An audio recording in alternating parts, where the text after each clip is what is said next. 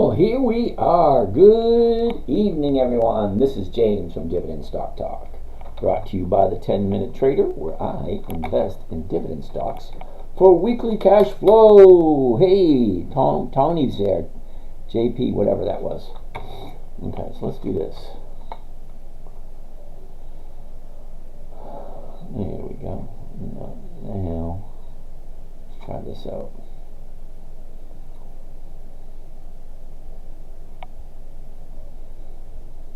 Oh. Alright, that's not going to be very good. We're just going to ignore that for the time being, because I can't do live broadcasting off of that. Now, we got our audio and video ready to go. We got our Facebook, we got our Instagram, we got our TikTok, we got our YouTube, we have our other YouTube. So, I need someone to go into YouTube and see if this is live on YouTube. Thank you for fixing the screen situation. I can now see. Let there be light, and there was light, and he saw that the light was good. Anyway, it is what it is. Alright, let's see what we got here. Okay, interesting. I don't even know why I have that camera on. It's not recording to anywhere. Alright, that being said, let's get through some of the disclaimers before we even get the ball started. First of all, I wonder if that will work. Hold on a second. Okay. Inbox, get out of that.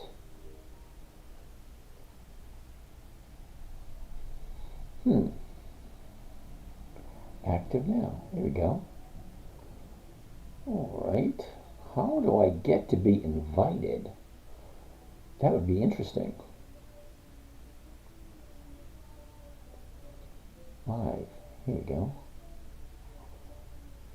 And there we're live. Yay! Dividend stock. Okay. Say hi. Alright. Now, how do I invite?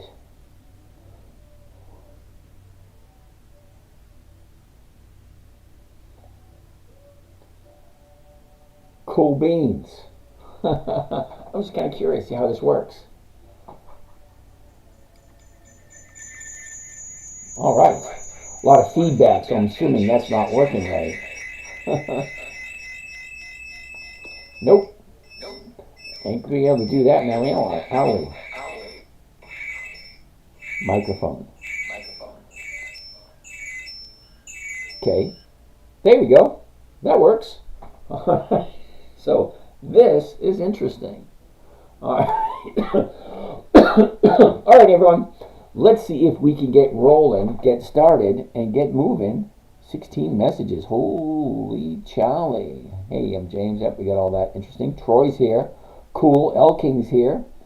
Sergio's here. Por Superesto. I can't pronounce that. Nathan's here. Hugo Max. Alrighty, so let's get rolling. Let's just get started out with where we are today and see what happened today.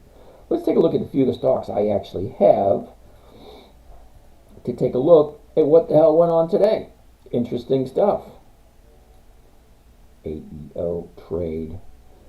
Alrighty, so let's get up my book and see what kind of stocks we're looking at today. Now, before we even do that, let's get over with the disclaimers first and foremost.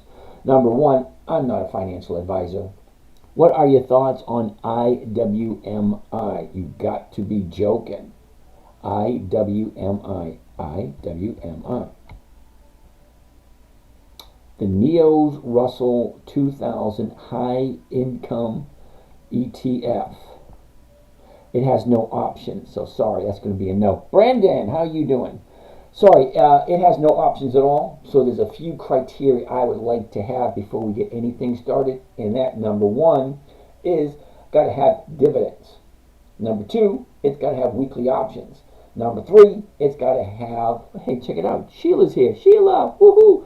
It's got to have consistent dividend increases. That's what I'm looking for. Consistent dividend increases. Okay, I like 20 years specifically. weekly options. That way I can do weekly cash flow, because the only way you're going to do weekly cash flow is by a company that has weekly options, because weekly options expire every Friday. Check it out. 2 August, well, that's tomorrow. 9 August, that's next Friday. 16 August, well, that's the following Friday. Every Friday we have options that are going to expire. Mandy, what's a good investment for a beginner? Ooh, education. Okay, best way to spend your money when you're first getting started is education. Learn what it is you want to do. See, people always work it backwards, which is basically kind of what you want to do, but let me explain. Okay, when I say work it backwards, figure out the kind of lifestyle you want to lead. Hey, Doc's here.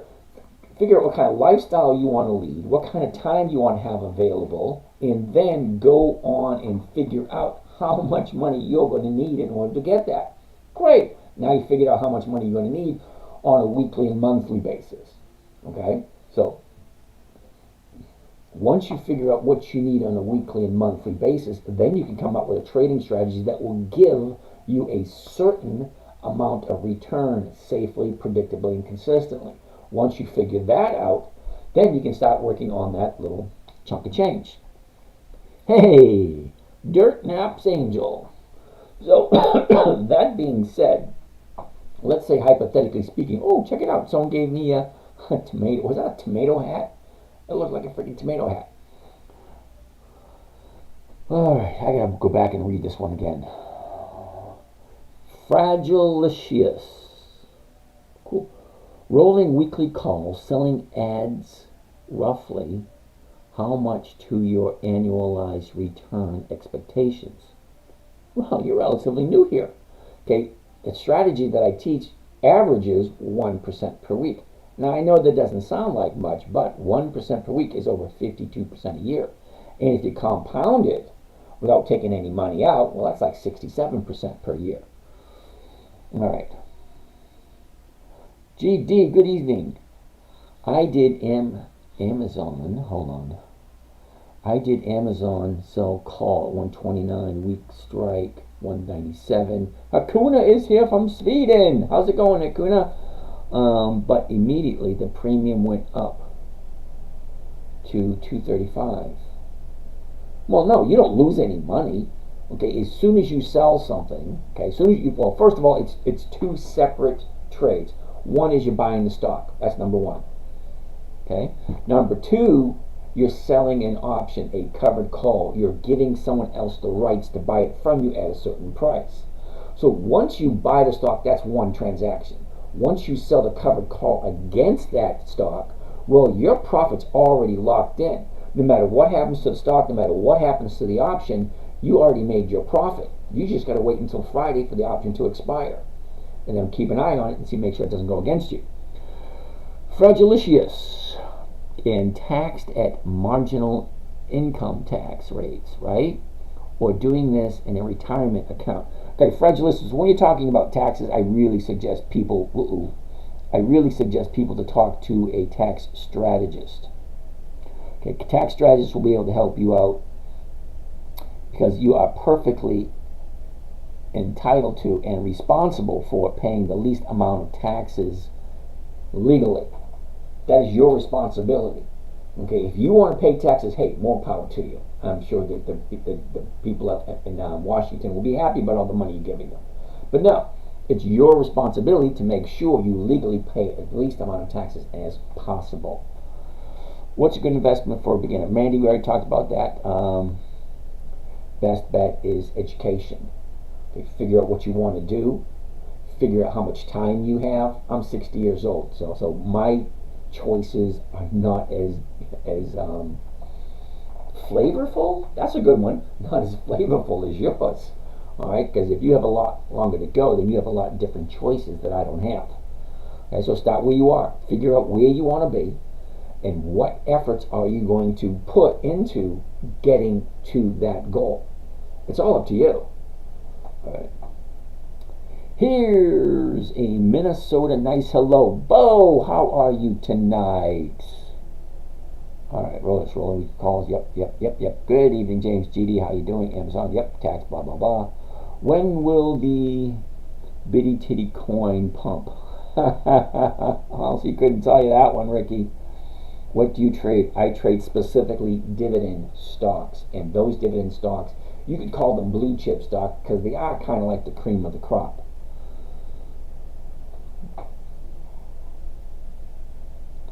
Alrighty. Let's see how this works, Akuna. I've never done a live on Instagram. We'll see how that works out. Wildcat Sam, what's happening? The finance bro. You don't average 1% a week. I'm a professional quant at Citadel, and we don't average that much. Ooh, I like people like this. A challenge. Okay, now, Lucky Larry, good evening. How you doing? So I'm not quite 100% sure that finance bro, okay? I'm not 100% sure how we get an interaction going here because I'd like to hear your debates. Seriously, I would. Now, I've been averaging over 1% for over 15 years. Okay, I can show you some of my trades and you can take a look at them yourself. I have no problem with that whatsoever. Saying you're earning commissions from the live. And actually, I'm not. I think I do an hour, 2.5 hours. I make like what? I think the most I've ever made was like 15 cents. You know, it's not a whole hell of a lot on these TikTok lives, dude. All right. Encourage more viewers to share. Okay, that works. Fragilicious. I missed some of those questions.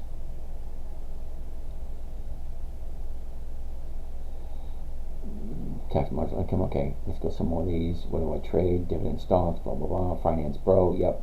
Hey, dude, I'd really love to debate with you. Really would. That finance bro. Saying you're earning commissions from the live. No, I'm not.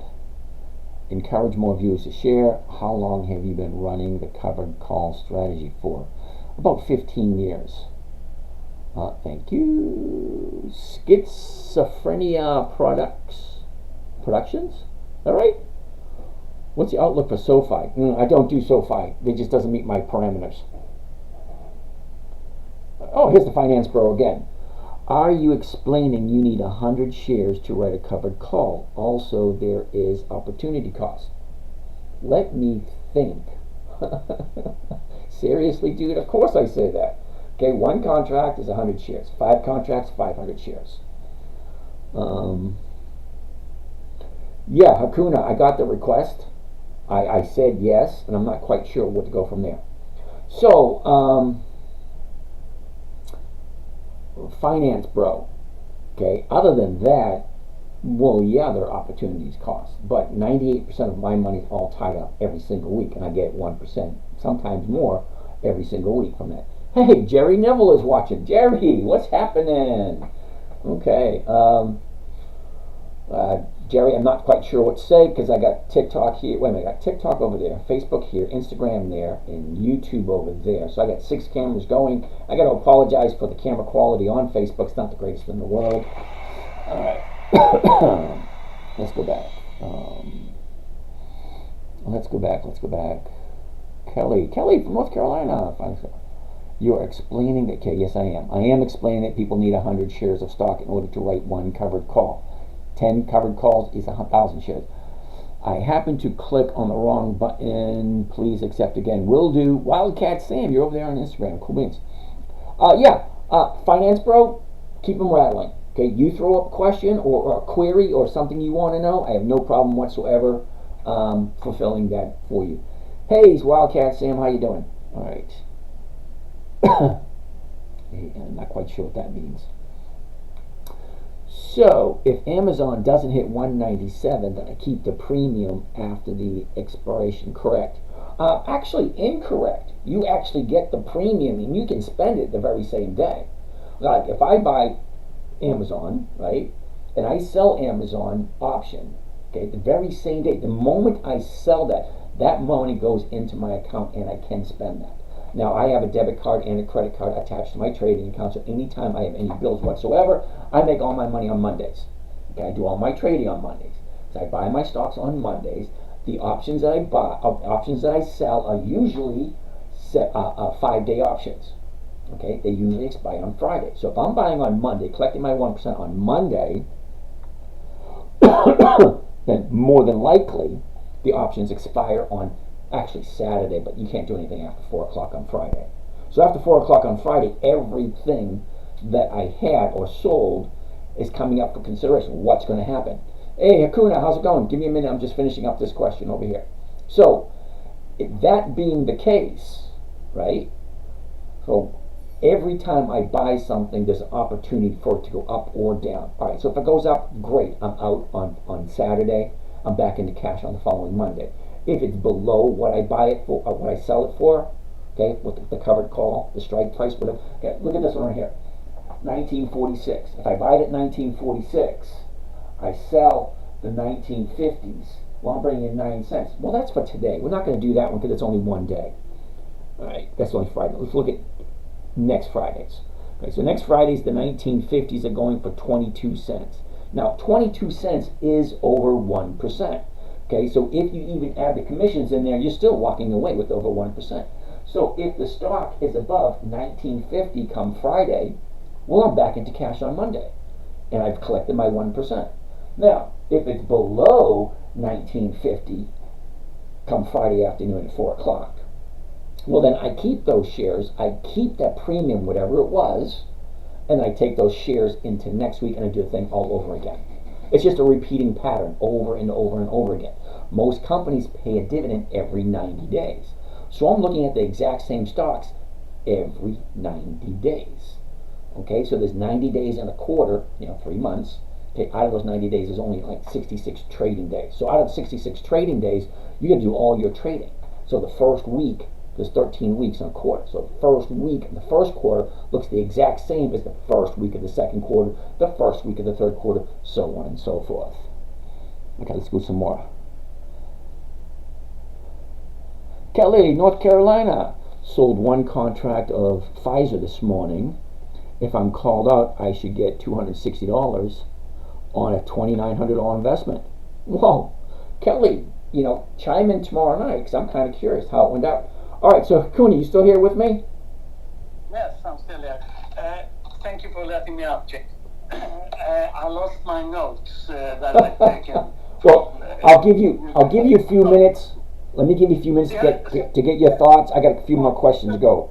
Yeah, just very quick. So you Fraudulent. mentioned that there were four dates that was very important. Was that announcement date, date of record, payment date, and ex-dividend date? Okay, but you got to get it in the correct order. Okay, the first date is the announcement date. That's when the company announces when they're going to pay a dividend. Okay, yes. The second date is the most important date. That is the ex-dividend date. That's the last day the stock trades before the dividend is paid out. So if you want to collect the dividend, you have to buy the stock before that date. Okay? Date number 3 is the date of record. So whoever owns the stock on the date of record is entitled to that dividend. Nobody else. Date number 4 is the payment date when you actually get paid. Payment date. And payment date is supposed to be on the Friday then? No. Payment date is really weird. It can be 3 days, it can be 5 days, it can be 4 weeks, it can be 6 weeks. Let me pull one up so you can have a quick glance. So we're going to go and look here. Let's slide this out of the way so you guys get to see this whole thing. All right, let's pick up MasterCard right here, July 9th. Dividend date 6/18. Is that right? Oh, sorry.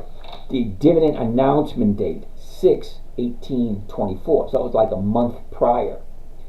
EX date 7/9, which is July 7th. The dividend date of record 7/9. Okay. The payment date 8/9. So like a month later on this particular stock. Lowe's.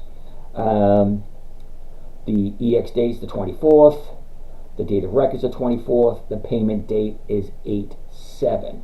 It's like 2 2 weeks later. So some of them a couple of days later, some of them a couple of weeks later, some of them maybe even a month later. Okay. So, but I buy the stock 2 weeks before ex-dividend date. Correct? Okay. And then the expiration, I buy it on Monday, and the expiration date is on Friday. The option price.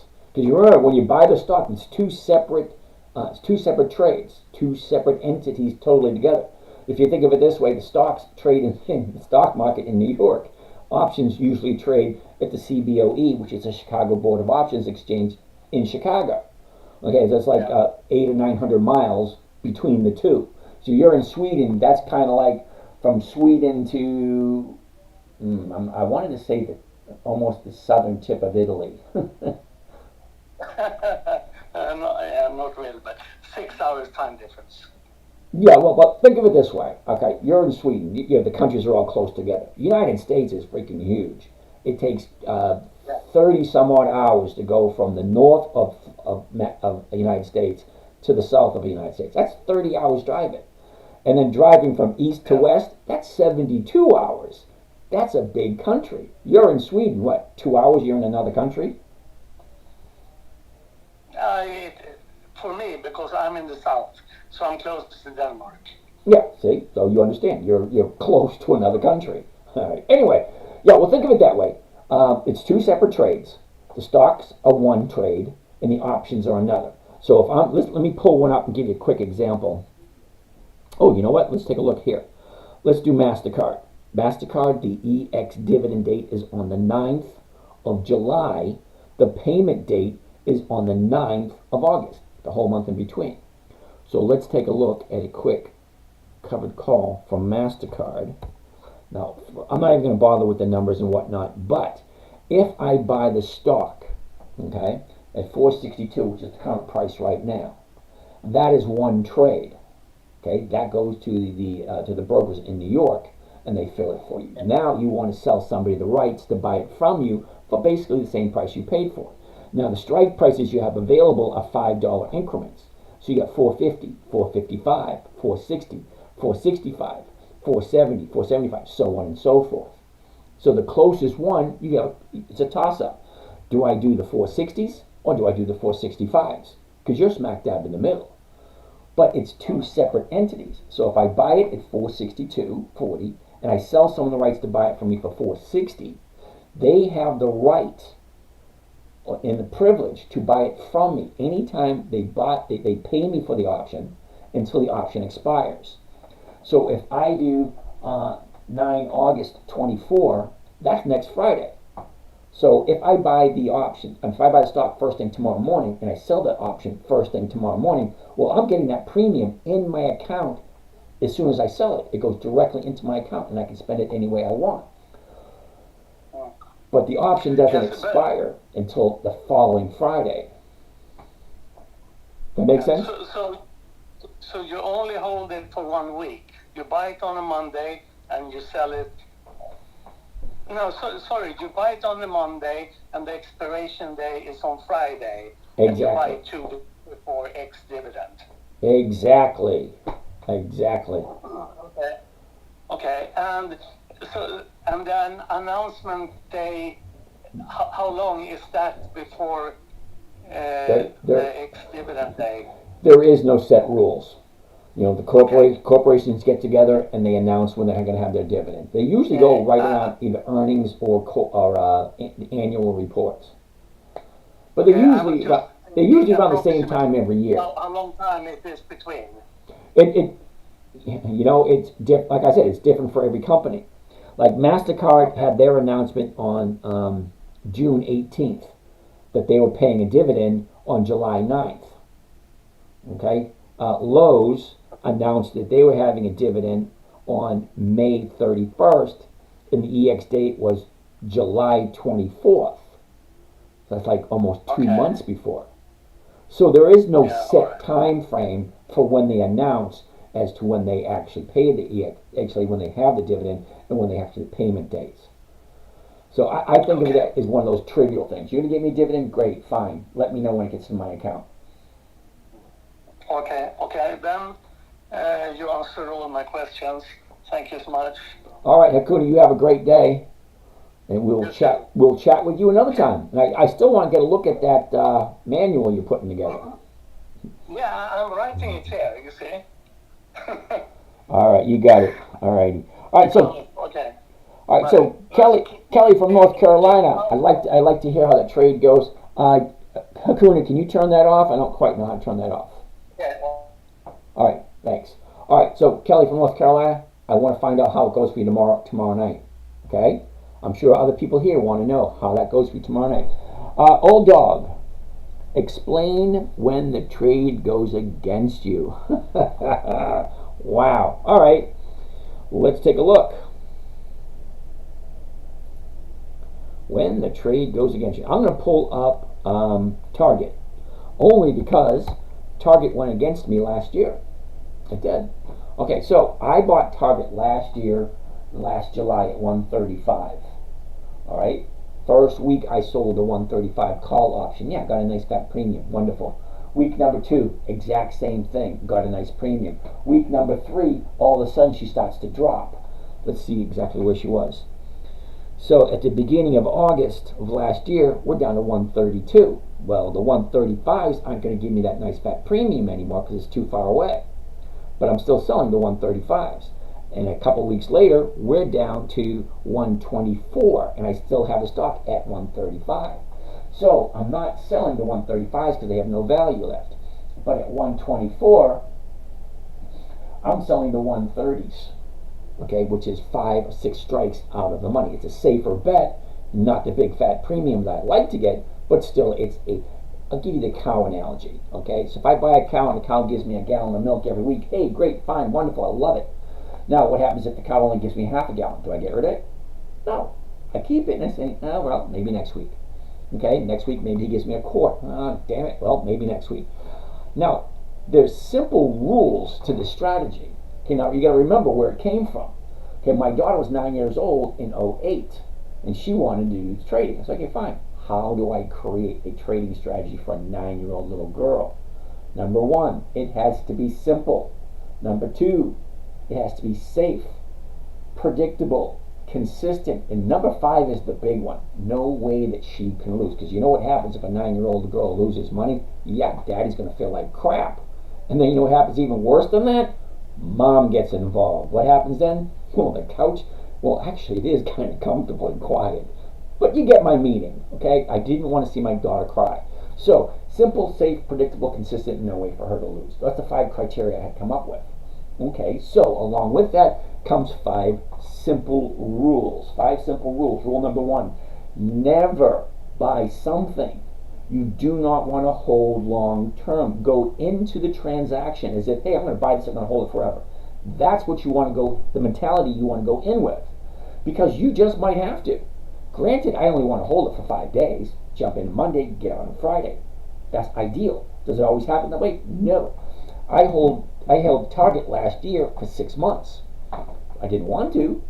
I held Kimberly Clark for 9 months. 9 months. Okay? I bought it, she dropped, floated around the bottom for a little bit, came back up, then I sold it. Okay? So, rule number 1, never buy something you don't want to hold long term. Rule number 2, never sell at a loss. It defeats the whole purpose.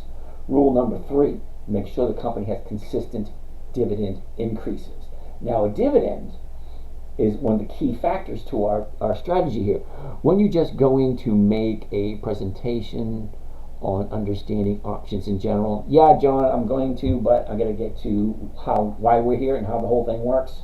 All right, so a little bit of patience. Thank you, John, and you're new here. So as I was saying, never sell at a loss defeats the purpose. Make sure it has, rule number 3, make sure it has weekly options, because weekly options allows me to get a weekly cash flow, and that's what I'm looking for. Okay, one is never buy something you don't want to hold, never sell at a loss, make sure it has plenty of dividends. Now, a dividend is nothing more than the profits that the company gives to the shareholders. So if the company is consistently profitable, well, then they will consistently increase their dividends to the shareholders. That's why I like 20 years of increased dividends. That means the company's profitable. They're doing something right. Why not put my money there? Rule number 5 is make sure the numbers work. Now, what do I mean by make sure the numbers work? Well, let's go to one of my favorite stocks, and that would be Macy's. Macy's is a little interesting because she was down today, but it is what it is. All right, first thing I always want to see before I do anything is, where's the high, where's the low, where was it, where is it, and which direction is it going? 5 things I want to see. High, low, where was it, where is it? Now it should take not even 2 or 3 seconds. High, low, where was it, where is it? Okay? Then I want to check the numbers. What am I buying it for? Well, you have the last price, which is the last price that was traded. The bid, if I own the stock, that's what I can sell it for. The ask, that's what I'm going to buy it for. After that, you have the volume, how many shares traded, the open, the high, and the low. They're pretty much self-explanatory. Okay? So after that, if I'm buying it for $16.80, right? Now I want to be able to sell it to someone else through what is called a covered call. Now, a covered call is one of the safest trading strategies there is. So that safe trading strategy is going to allow me to buy it at $16.80. The closest strike price is going to be the 17. Now, the 17 at this moment in time. Hey, Milton just joined us. How's it going there, Milton? The 17 is selling for 30 cents per share. So if you get 100 shares, that's 37 bucks. 1,000 shares, that's 370 bucks. But let's see let's see what the rate of return is, because that's what we're here for. We want to get a safe, predictable, consistent rate of return. So we grab our calculator. Now, if my profit selling the 17s is going to be 30 cents a share, well, I'm going to take 30 cents a share, and I'm going to divide it by my purchase price, because that's how you figure out what your profit is. What you're buying it for, what your profit is, what is the difference. Now,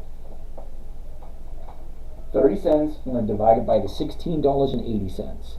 Divide it by $16.80. It has a grand total of 1.78% for the week. John Kennedy, I see you still got that nail. Yes, I do. Yeah. 1.78%. Now, I don't remember who it was that was questioning my 1% scenario on a weekly basis. Okay, this trade right here for Macy's is 1.78%. Okay, great. Now, you could take a look at the difference, because if the stock is above 17 come next Friday, well, I already got my 1.78%. Great, but what else am I getting? I'm getting the difference between the purchase price, $16.80, and the 17, which is an additional 20 cents per share. Well, now I'm up to almost 3% for the week. Great, but what happens if the stock is down? Because that's what's going to happen to you. You're going to buy it, and it's going to go down, or you're going to buy it and it's going to go up. It's a 50-50 chance in the morning. It's going to go up, it's going to go down. Now, I like to put the odds in my favor. What do I mean by that? Well, stocks have a tendency to move up in value when the dividend is coming, usually 2 weeks before the dividend. So if I'm looking at a good quality dividend stock 2 weeks before the dividend, and I see a pattern, okay, because I love patterns, okay, if I see a pattern that looks like this, okay, 30 days ago she's down, then she's up, now she's down here, you got 1 day of the upside. I like 2 days of the upside to isolate a 30-day bottom, because you can only have one 30-day top, and you can only have one 30-day bottom. So what usually happens at a 30-day top? Well, there's usually profit taking. Some people want to call it a correction, some people want to call it a pullback. I want to call it for what it is. If you're down here at 1840 and she shoots up to 2040, that's a $2 move. What does that mean? $2 move? No. It's an $18 stock. She goes up to 20. That's a $2 move. That is a 10% gain in 4 or 5 days. Now, as an investor, I'm telling you right now, I see a 10% gain. Hell yeah, I'm taking my profit, say thank you very much, see you later. But here's the thing. You get all these people taking their profits. Well, now she drops down. Then you get your retracement. All right? And then she drops down some more. Now, here we are here. Yes, well, whatever this day is. That is our new 30-day bottom. So what usually happens after a 30-day bottom? You have a 10% increase. Another, what is it, 24 to 18? That's $2.40. That's another 10% drop. So you had a 10% increase, a 10% drop. Okay? Now people thinking this is cheap. So when you find the bottom, now remember, you're going to make money in the stock market buying low and selling high. Now if you follow a stock and you watch it here, 2 days to the upside, you jump in, great, you take your profits, you get on out. Once you get a new bottom, turns around, goes back up again, that's when you jump back in. But make sure you're always looking at that question number one. Never buy something you don't want to hold long term. So the big question is, do I like Macy's? Do I like Macy's at $16.80?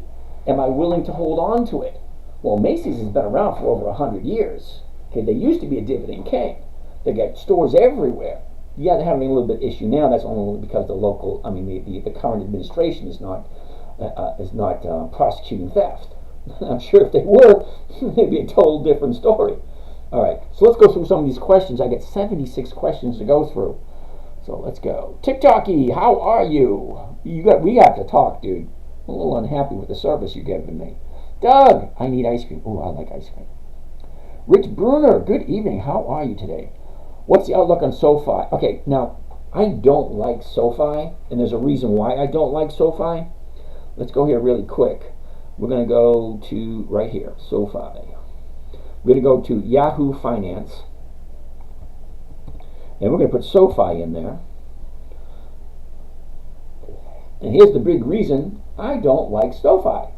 You see it? Now, for those who don't know, the screen behind me is live on YouTube.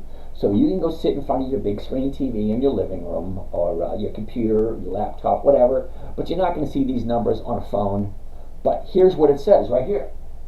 There are no dividends in the selected time period. So if I only trade dividend stocks, why would I waste my time looking at SoFi? I honestly really don't care about capital appreciation. People have a difficult time with that. So what do you mean you don't care about capital appreciation? Well, I don't. Okay, all I want to know two things only for any stock I look at. How consistent are they with their dividend increases? Because if they're consistent with their increases, it means they're consistently profitable. It's logic. Why do I have to read the annual report or the quarterly reports or any of that crap? If they're increasing their dividend every single year, and the dividend is a portion of the profits the company gives to the investors, well, it's logical if it increases every year, well, they're consistently profitable. Okay? That's the only ones I want to look at. Those, and make sure they have weekly options. Now, there are over 300 companies that actually have that. Weekly options and consistent dividend increases. Let me give you, if you got a pencil and piece of paper, I'm going to give you a list real quick. You ready? Dividend Kings. Okay, go to Google, do a search. Dividend Kings list 2024. Okay, Dividend Aristocrats list 2024. Dividend Champions list 2024. Dividend Contenders list 2024. And then you can't forget Warren Buffett's list 2024. There you have 300 companies that have consistently increased their dividends for more than 2 decades. Okay, most companies don't make it past the first 5 years. What is it, 1 in 1,000 that makes it to 10 years? So how many companies actually get to 20 years? And then not just 20 years, but 20 years of consistent profits. And profits that they're actually sharing with their investors. Simone, how are you? Call KD. Doug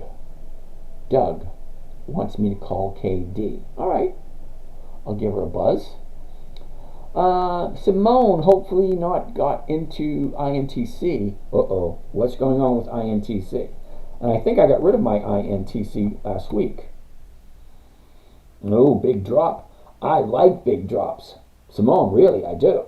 Because you got Intel. Intel's a big company. They've been around for a while. Okay? It's almost like a household name brand.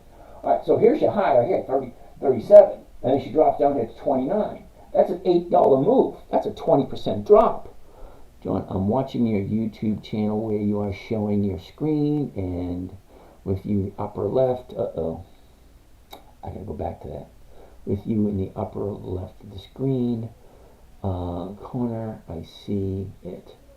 Oh, let's do that again. Hold on. I get to read it all. My cell phone, I have a 6. Okay, John, I have no idea what you're talking about. No, I get it. You're watching it on YouTube on your screen. Great. All right, so as I was saying, Simone, I like this. Okay, 30 days ago, we're here at 31, right? Then she shoots up to a little over 37, and then she drops back down to 29. Well, great. Well, I'm not going to buy it there, but I am going to keep my eye on it because I like Intel. Now, as soon as Intel finds its bottom, it looked great. Okay, so once Intel finds its bottom, now how do I can tell the bottom? Well, for me, now you guys got to figure it out yourself. For me, it's a 30-day bottom and 2 days to the upside. Okay, look at over here. The last 30-day bottom right over here, 30.25. Okay, there's your 30-day bottom, 2 days to the upside, and then she just kept on going. That's for me. You guys got to figure out what is right for you. If you like just 1 day to the upside and then jump in, hey, great. Okay, I like 2 days to the upside and then jump in. Neil, Heis hard to understand. Okay, all right. So that being said, let's keep on going.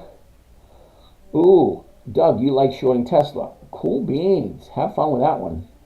Sheila, let's go. Okay, Finance Bro, he averaging 1% off premiums. He shares his work. Yep, Doug. Someone do me a favor, get rid of Doug. Intel destroyed me today. Demone, sorry about that. Michael, David Robinson, dude, I tried calling you today. A real quant would know better or isn't really smart. It cheated on the test. Okay. No Dougs, please. All right, Chad. How's you doing, Chad? QQQ. Okay, good for you. Simone, I have a small amount of Intel. Glad so little. Subway. All right, Doug. All right, no one's getting rid of Doug. I'm going to get rid of Doug. All right, now you guys, my monitors, you guys aren't doing your job. All right. I missed some. What names are you going to be looking to play in the near future targets for you? Ooh, good question. You can cut a losing trade. Yeah, but that's more time and energy. Okay, so you guys got to remember a few things. Number one, if I sat in front, now this is just me speaking here. If I sat in front of my computer all day, I probably could make more than 1 or 2% per week. Probably could. But at some point in time, some point in your life, you got to figure out what's more valuable to me. Peace of mind, freedom of time, or money. What's up with Doug? John, I have no idea. He's spewing all kinds of crap. Oh, if you sold covered calls on a stock, how do you figure the cost basis? Well, here's the thing. Okay, the cost basis goes something like this. When you first buy it, $23.56 is the current price at this moment in time. See it? $23.56. Okay? Now, that's your cost basis, $23.56. Now, if I sell a covered call, let's say I do the 24s for $5. Holy cow. And I get the $5. Well, now my cost basis is going to be $23.56 minus the $5. So what is that? $18.56. That's my new cost basis. Okay, and if I don't sell it this week, and I sell another call next week, all right, and I get another premium, well, then that again decreases my cost basis. Your cost basis always changes depending on how many times you dollar cost average or how many times you sell a covered call against it. Gang 99. Such bad advice. I'm glad you're enjoying it.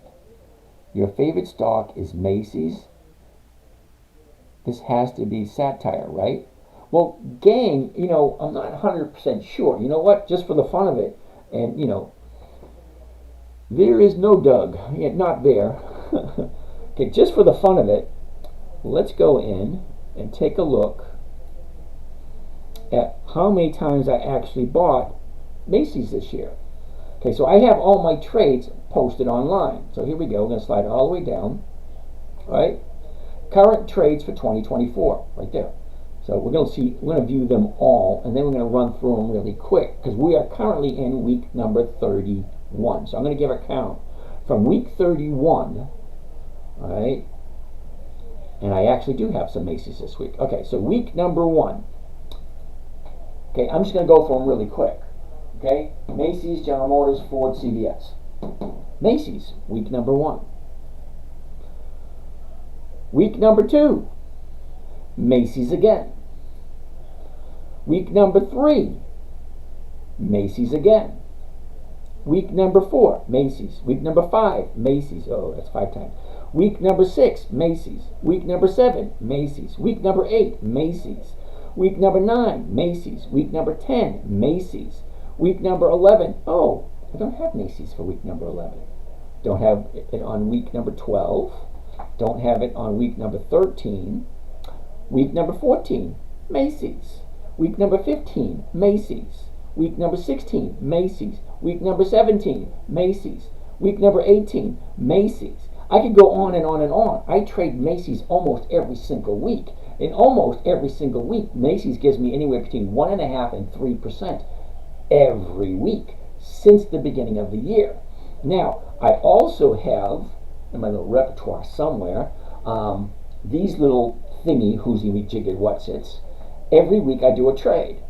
Okay, it's 520, 521, 522, 524. Okay, so that's the week of, that's the 19th week of the year. Okay, Lowe's, AEO, Bitto, Win, Marathon, MPW. Okay, those are all the positions I have for that week. All right, next week, come on. Okay, here we go again. Lowe's, Paramount, Win, The Gap, Kohl's, Marathon, MPW, Bitto, and AEO. So they're all there, week 1 to week 30. I think, wait a minute, week 30 is not on here yet. So week 1 to week 29. I haven't put up week 30s yet. But here's the thing. I share 2 accounts with you guys publicly. You can take a look at any one of my trades. I don't hide anything. Okay, account number 1. I started out with $117,000 at the beginning of the year. I've taken out $28,000 in cash because, you know, we are living and stuff. But the return year to date is 46.1%.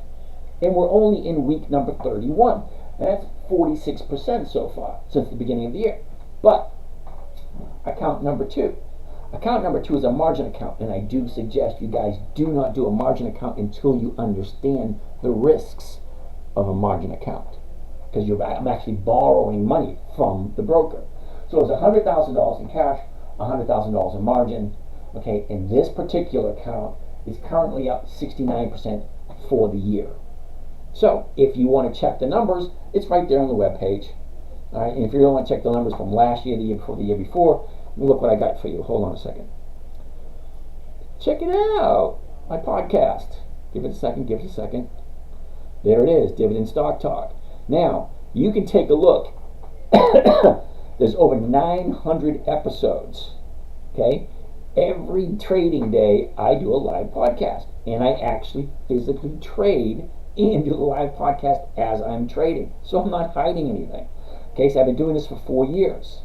So you have 4 years worth of trades on there. Now the reason why there's 4 years of this and only 6 months of the live video is because I didn't learn how to use the video camera, well, to do TikTok live and the other lives until just recently this year. So all that being said, the numbers are there. You don't believe it, hey, that's a problem you have to deal with yourself. You know, 1 + 1 = 2 no matter what, no matter where you come from. All right, so let's go some more of these questions. Good. Shield premium plus strike price break even, blah, blah, blah. All right. Gang 99, you don't have any experience to fake finance guy. Okay. I have no idea what that means. Good. If it goes above break even, you'll probably lose your shares. If below, probably keep. Okay, I'm not 100% sure what he means by that. Gang. Buddy, I day trade your net worth in 2 hours daily. Time frame. Okay, gang, nicely done. All right, John. Dividend earnings. I very rarely collect dividends, believe it or not. But I did collect dividends about 5 or 6 times this year. But most of the times it's just premiums. OMG, Tony Hawk. Yeah. Can you sell the option on Monday, get the premium, and then sell the stock yourself on Tuesday? Yes, but you have to buy the option back. Once you buy a stock, you own it. You can do anything you want with it. But once you sell an option against it, a covered call, you actually sold your rights away until that option expires. Okay? So once that option expires, well, then you can sell it. Okay? You can't just buy the stock, sell someone the option, and then sell the stock. No, it doesn't work that way. Different kids have different trading strategies, and that's okay. Jerry Beard, I like it when calling me a kid. Way to go. Purcell, no, the broker holds the shares unless you negate by buying a call to cancel it. I think I said that, something to that effect. Okay, you can't sell something until you release the. It's kind of like when you buy a brand new car. Yeah, you own the new car, but if you didn't pay cash for it and you actually took a loan out on it, you can't sell it the very next day until you get the lien released from the bank. Same kind of the same scenario. We can't see the chart. Hey, Frisco. Hold on a second. Mara, find a new bottom today? Ooh, come on, we're going to take a look at that. But Frisco, okay, this chart right here, this is live on YouTube. Okay, so if you're at home in your nice comfy chair, put it up on the big screen and you'll be able to see the numbers. That's why I have just the screen itself live on YouTube, so you can actually see some numbers. Because if I point the numbers right here, you probably can't see them. I mean, they're so small, and it's a big screen. Okay. Do you buy stocks or options? Okay, Free Palestine, number one. I don't buy options. I sell options. I buy a stock and I sell an option against it, and it's called a covered call. It's one of the safest trading strategies there is. So I like doing it. It's consistently profitable, so why not? Michael David, Frisco, go on YouTube, look up 10-minute trader, and there's 2 lives. Yep, you're correct. All right, Larry, is the business losing money when you make a profit? Okay, I'm not 100% sure what you mean by that, Larry. Yeah, I don't get that one. The business losing money when you make a profit. I'm lost on that one. Michael Chunko. I have calls at 22.50, sold at 22.50, and rolled over shows 21-cent credit instead of the 21.50 calls. Okay, Mike. So the calls went down. All right, so you sold it for 21, now it's worth 6. Okay, cool. How much do you recommend starting off with when you're trading for beginners? All right, Gabby, now I can't tell you what to do, for one. What I usually tell people when they're first starting out, you've played Monopoly before, I'm sure. You're basically going to do the exact same thing in the stock market. You're going to open up a paper trading account, and you're going to trade. Okay, and then you're going to get good at it before you put any real money into it. You don't want to make any risks whatsoever. Okay, so take a look. Does it make sense? And then buy only what you know and what you understand. Rule number 1, never buy something you don't know or you don't understand. Rule number 2, never sell at a loss. It defeats the purpose. Rule number 3, make sure there's enough increased dividends. I personally like 20 years of increased dividends. And there's over 300 companies that have that kind of longevity to their dividend increases. Okay? And then rule number 5, make sure the numbers work. Can you please repeat the list? Okay, the list is Dividend Kings, Dividend Aristocrats, Dividend Champions, Dividend Contenders, and Warren Buffett's list. Now, what the heck's that name? The one who raised them. Oh, the one who raised them. Interesting name. Now, every single one of my recordings is saved on YouTube. So you can go to YouTube and you have 2 recordings today. We have just the screen by itself, and then me standing in front of the screen. That goes on to YouTube. Now I have videos on YouTube that go all the way back 12 years ago. Basically me saying the exact same thing. Ooh, that would be fun, because I know somebody here wants to take a look at it. Okay, not that. Right here. I want to go there. And then I want to go up. Here's all my social media. Okay, we're going to go to YouTube. Okay, YouTube, Twitter, Facebook, you know, all those kind of nice things done. And then we're going to look at videos. Okay, the 10-minute trader. See that? You can do research on the 10-minute trader. You'll see I own this website for over 20 years. Okay, not that I bought it. I actually created and sold it. Okay, so here she is. When I see I created it for my 9-year-old daughter, okay, when she was 9, this is what we did. But here she's 11, so it was 11 years ago. So take a look at this. Hi, I'm Tracy, and repeat as you being part of my internet website company, which my dad didn't let me hold that. Look at that, but I do. Seriously. By picking just one company per month, just one. That's 12. Okay, so that's 12 years ago. All right? So saying the exact same thing I'm saying now, but I'm standing in front of a whiteboard because we didn't have, you know, a computer that actually had the capabilities of doing what we wanted to do, which was, if you can see close enough, seeing all the stocks and then seeing the calendar and then how many stocks were available, blah, blah, blah, all that kind of stuff. So I've been doing the exact same thing for quite a while, and you can actually see it on my YouTube pages. Look at the older videos. All right. Let's get to look at some Intel 23. Can you please repeat the list where you did that? Intel canceled dividends. Did they really? Hold that thought.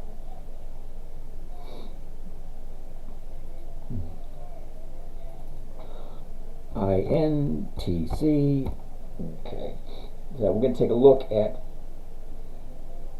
Okay. August.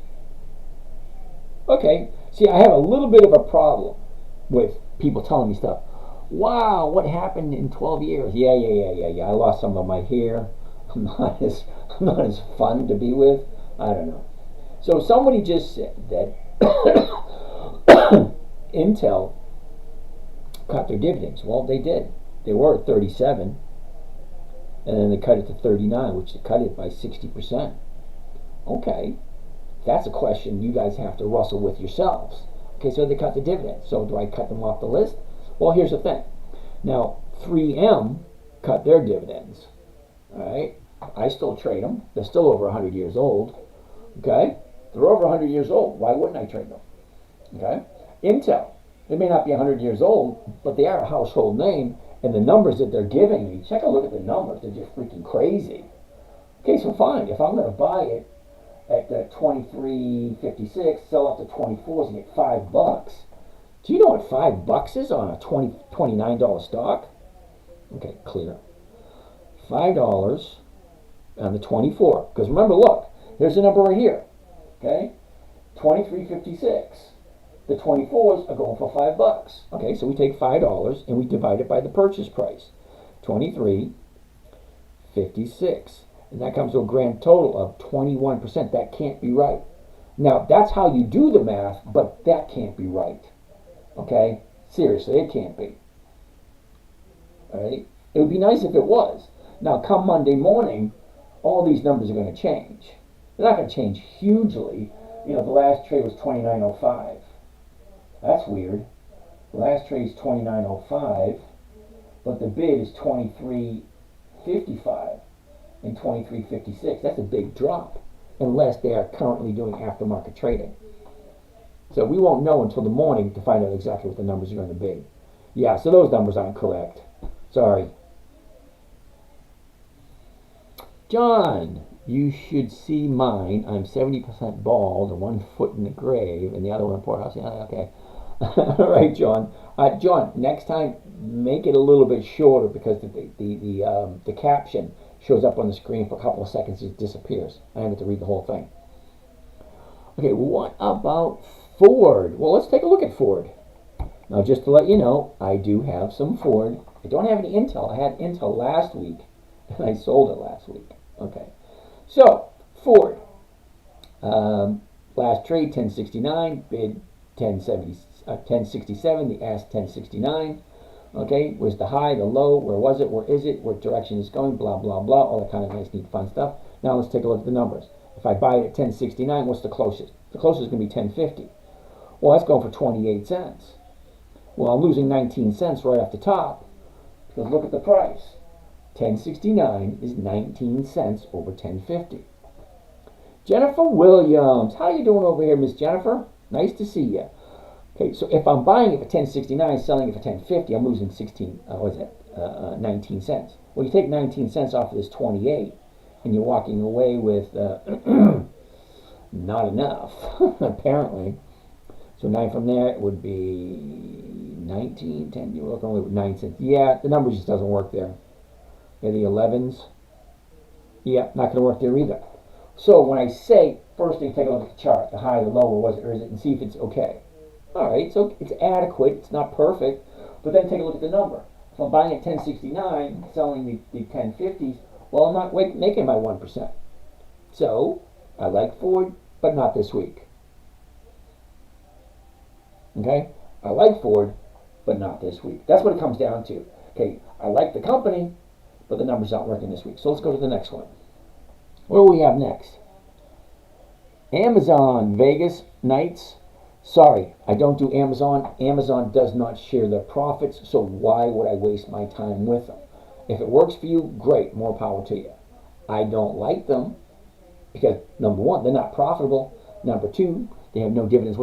Is PSK on your list? What the heck is PSK? Now, there's an indicator right there. If I have to ask what the heck it is, it's usually a no, because it's a monthly. Okay, which means I can only do covered calls once a month, and there's only 12 months in the year, which means no, because weekly options gives me the opportunity to have 52 covered calls a year, not 12. And you know, I'm not a college graduate, but I do know 52 is better than 12.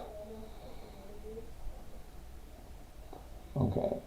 Iron had a pretty red week, but I sold out of the money calls, and now they're up 98%. Okay, I'm not quite sure if that's good or bad, because, you know, if I was seeing your screen and knowing what you're talking about, it might be a different thing. Okay, but if you're okay with it, great. If you're not okay with it, hey, it is what it is. All right, CMG. I missed all these questions.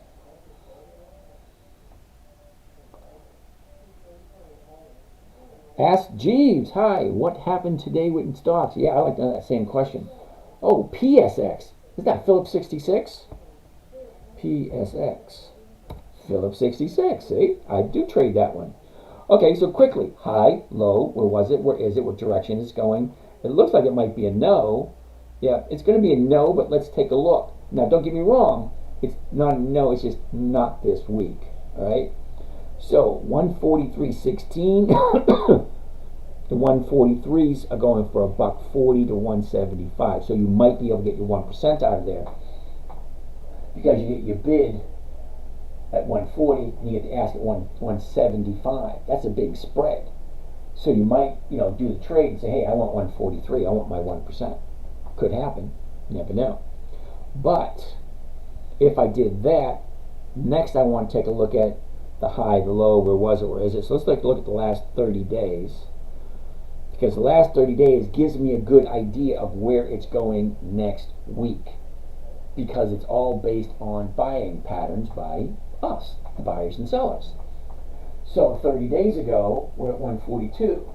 We dropped down to 132, okay, and did a $10 increase, okay, 132 to 142. That's $10. It doesn't look like it. Look at it. From here, 132 to 142, or 143. Yeah, 143. A nice move. Little pullback, and then she shoots up from 136 to 150. Well, yeah, that's going to be profit taking, and this profit taking is probably going to take us for another week or two. So I like Phillips, and we're going to write Phillips down for not for this week, not for next week, but the week after. Okay, because what we want to see is we want to give it plenty of time to make the move, and we only have 1 day left this week. I mean, how much movement can it make? It can make that move, but who knows? But we'll look at it tomorrow morning or tomorrow night. So somebody remind me tomorrow night. We're going to look at Phillips 66. Okay, and then we have all next week. So by next week, she should drop down further and then get ready to turn around to go back up. Well, I like Phillips 66, so we're going to write that down. PSX. Oops. I'll get back to today. Here we are today. All right. So that's Phillips 66. Great. Damon Mara. Since new bottom, I not covered. I'm already 1% up. Keep holding. All right, Damon. Cool. Gabby.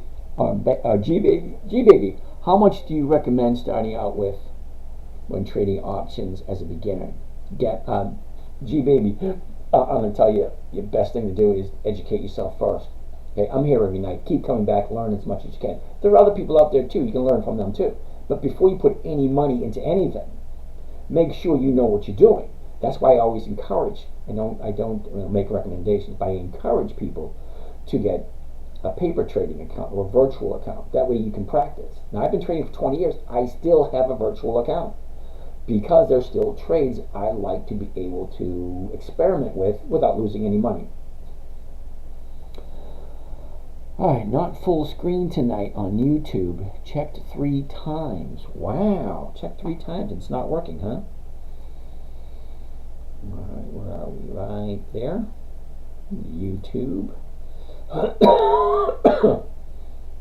Live. Okay, so this one is live right here, and this one is live right here. That's me standing in front of the screen, and that's just the screen. Okay, there's 2 of them. Okay, there's always 2 because, once you click on this one here, live. Yep, that's the one. So this one is live right here, and this one right here. That's me standing in front of the screen, and that's just the screen. Okay, there's 2 of them.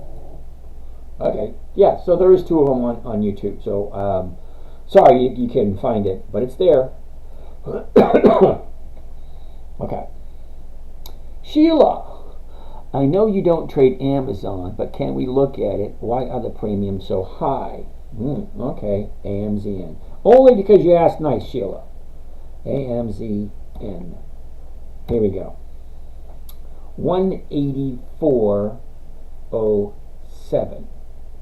Alright, now more than likely, the reason why it's so high, because check out the numbers. The last traded price 184.07. Okay, then same with the chart. But look at the bid and the ask. 171.30, 171.40 is more than likely having after hours trading on it. And when you have after hours trading, all this crap doesn't mean anything. Because it's a whole different set of game rules to the after hours trading in the pre-market hour trading. So that's the best I can tell you there, Sheila. So you'd have to wait until tomorrow when the market is live and these things are more accurate. Okay, so these things aren't 100% accurate at this time of day outside of trader hours. We got 8 more questions. Ask Jays, what happened to stocks today? All right, we already asked that question. I really don't know. I saw a lot of my positions go down, is what it is. Now, when I say I don't look at the stock market as much as you think I do, I have no clue what's going on. I won't know until tomorrow afternoon at 3 o'clock when we sign in to take a look at our positions that we bought on Monday. Because when I say the 10-minute trader, I like to be true to my word, and I don't actually look at my personal account before. Like, I'm not going to spend 3 or 4 hours studying everything and then tell you it only takes an hour. It only takes 10 to 15 minutes. No, that's disingenuous. I don't believe in that.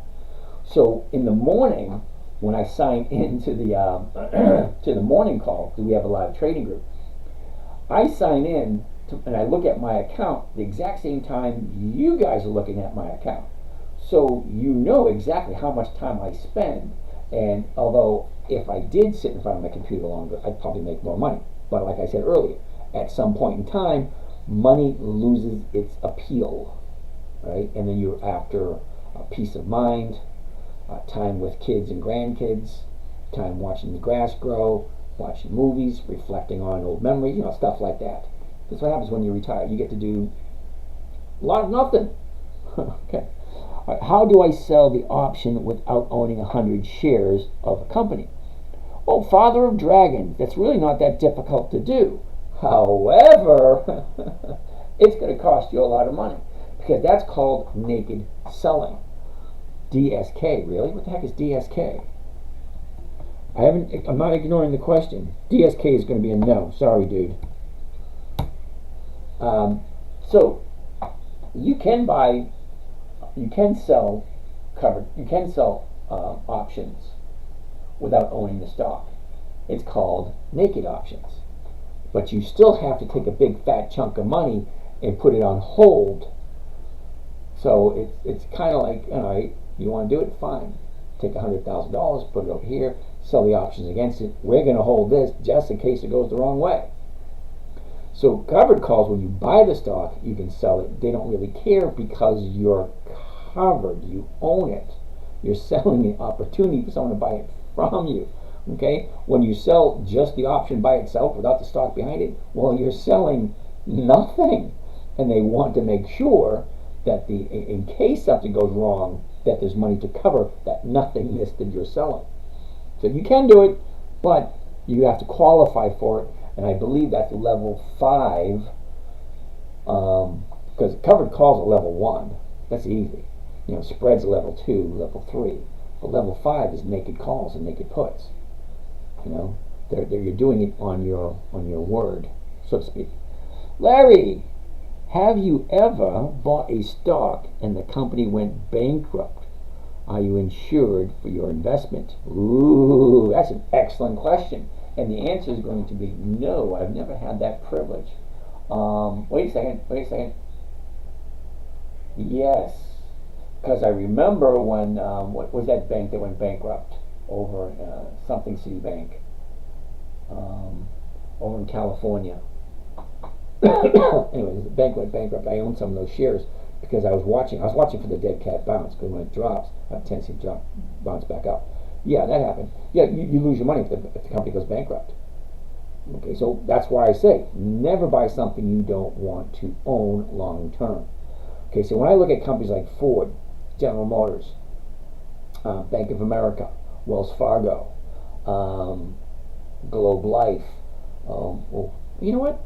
Let's pull up a list. So I just kind of give you a taste of what I'm talking about. Okay, Bank Mellon, Caterpillar, Lowe's, Kinder Morgan, Pfizer, Procter & Gamble, General Electric, AT&T, General Mills, Verizon, MasterCard, Cardinal Health. You know, these companies have been around for a long time. SWKS, big difference. You missed SWKS.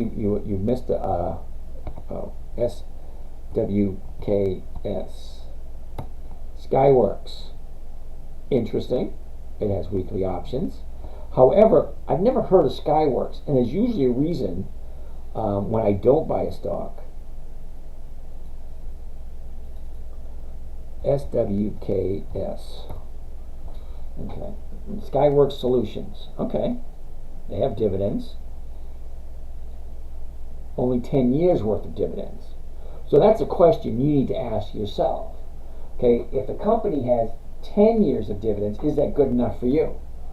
Well, now you open up a whole new can of worms, because once you draw back your requirements for a stock that you're interested in, well, you're going to have a whole bunch more to look at. Now, I have my parameters set at 20 years of increased dividends. Yeah, dividend contender. Okay, so I have mine set at 20 years or more. Okay, that's 300 companies I got to keep track of. Okay, now, if you're going to 10 years or more, yeah, you're getting a lot more than 300. So I just say no. Amazon premiums high because of earnings. Could very well be. Bilbo. Sheila, earnings August 1st on Amazon. Why the premiums are high? It could very well be. Father of Dragons, would you use credit spreads? Ooh, I like credit spreads. Ask Jeeves. Hi. Do we know why stocks plummeted today? That's like the 4th or 5th time someone's asked that exact same question. Flag fish on. If you have 5 stocks that fit your criteria, do you buy all 5 or put your money into one? Alright, flag fish on. I like to keep diversified. Okay, so one account I'll have 5 or 6 positions. I will never, ever, ever, for the rest of my life, put all my eggs in one basket. Okay? I lost $91,000 in a week because I put all my eggs in one basket. And I thought I was so smart. It turns out I wasn't. It's just one of those things. And just to let you know, it's funny now, but when it happened, I couldn't sleep for a week. I felt like a failure. 91,000. That's more money than most people make in a year. Denzel, how are you today? All right, Secretariat. James, you don't understand. See Intel after hours and read news. All right, Secretariat. Now, I understand what you're saying. It makes perfect sense. Honestly, it really does. But you're missing the big picture of the simplicity of the strategy. Simplicity of the strategy is basically never buy something you don't want to own long term. Never sell at a loss. Keep it simple, keep it safe, and make sure all the numbers work. So yeah, after hours a bunch of crap probably happening. But guess what? Absolutely nothing I can do about it after hours, and then I have to wait and look at it in the morning to see what happens. So regardless of what the news is, it's really not going to affect the situation tomorrow morning. Because when I turn the computer on tomorrow morning, well, I'm going to see what happened. Did your wife want her? No, actually, funny thing is, when my wife left me, she says, you can have everything as long as you don't fight me for custody of the kids. I said, well, that's a no-brainer. What kind of a judge is going to give me custody of the kids? And she's an absolute delightful person. She really is. Everybody loves her. Well, 20% drop on Intel. Yeah, I see that. INTC. Okay. So, a few people have a concern about the 20% drop in Intel. Me, I think it's freaking awesome. Why do I think it's awesome? Well, I like Intel. Okay? We see where it was 30 days ago at 31. Okay, great. She shoots up to 37, which is a $6 move. And by the way, who decides if the stock has weekly, monthly options volume? That's probably up to the market maker, to be totally honest with you. He said, who decides whether or not the company has weekly or monthly options? That probably have to do with the company or the market maker. That I honestly don't know the answer to. And that's interesting. That's a question I didn't know the answer to. All right, so take a look what we're looking at. 30 days ago, we're at 31. Okay, she jumped up to 37.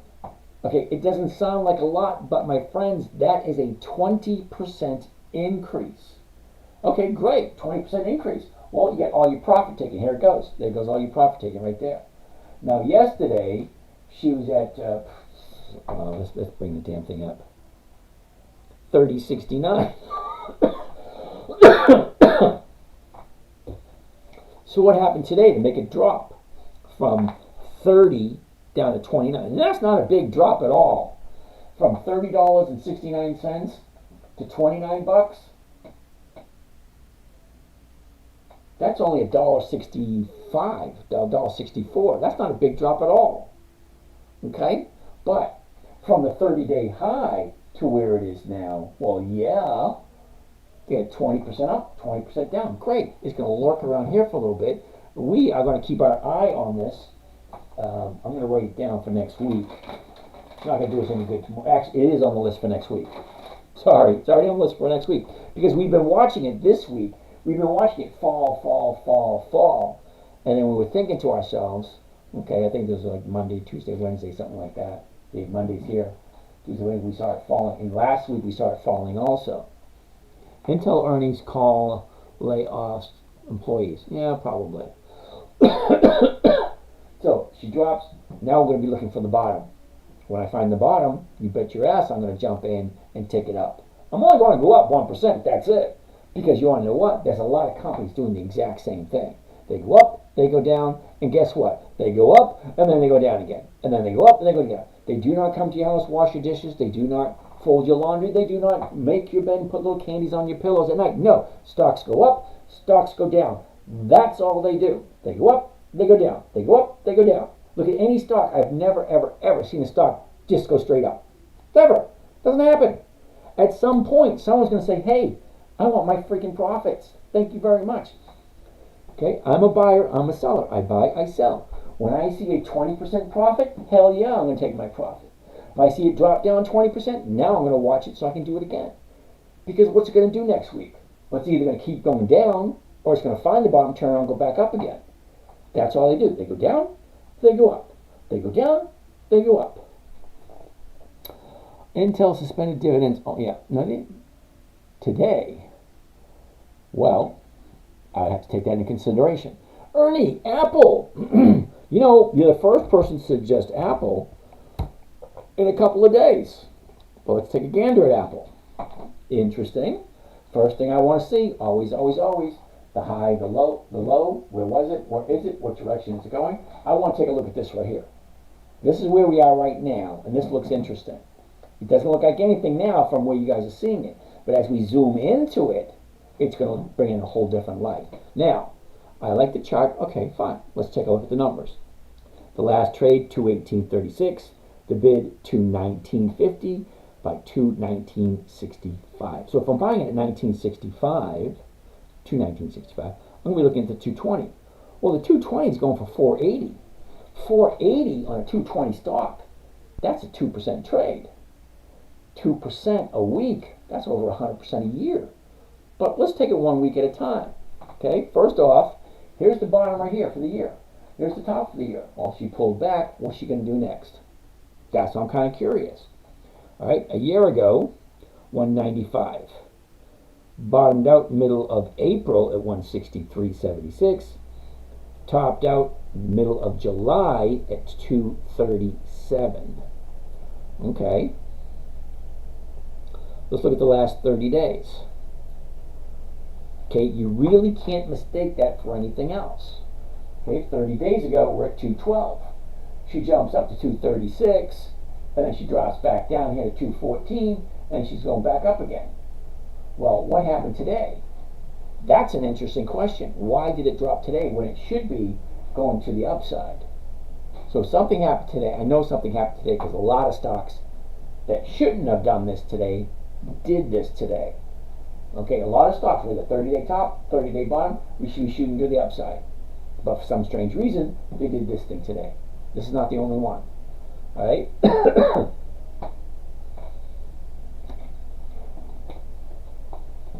All right, let's progress forward.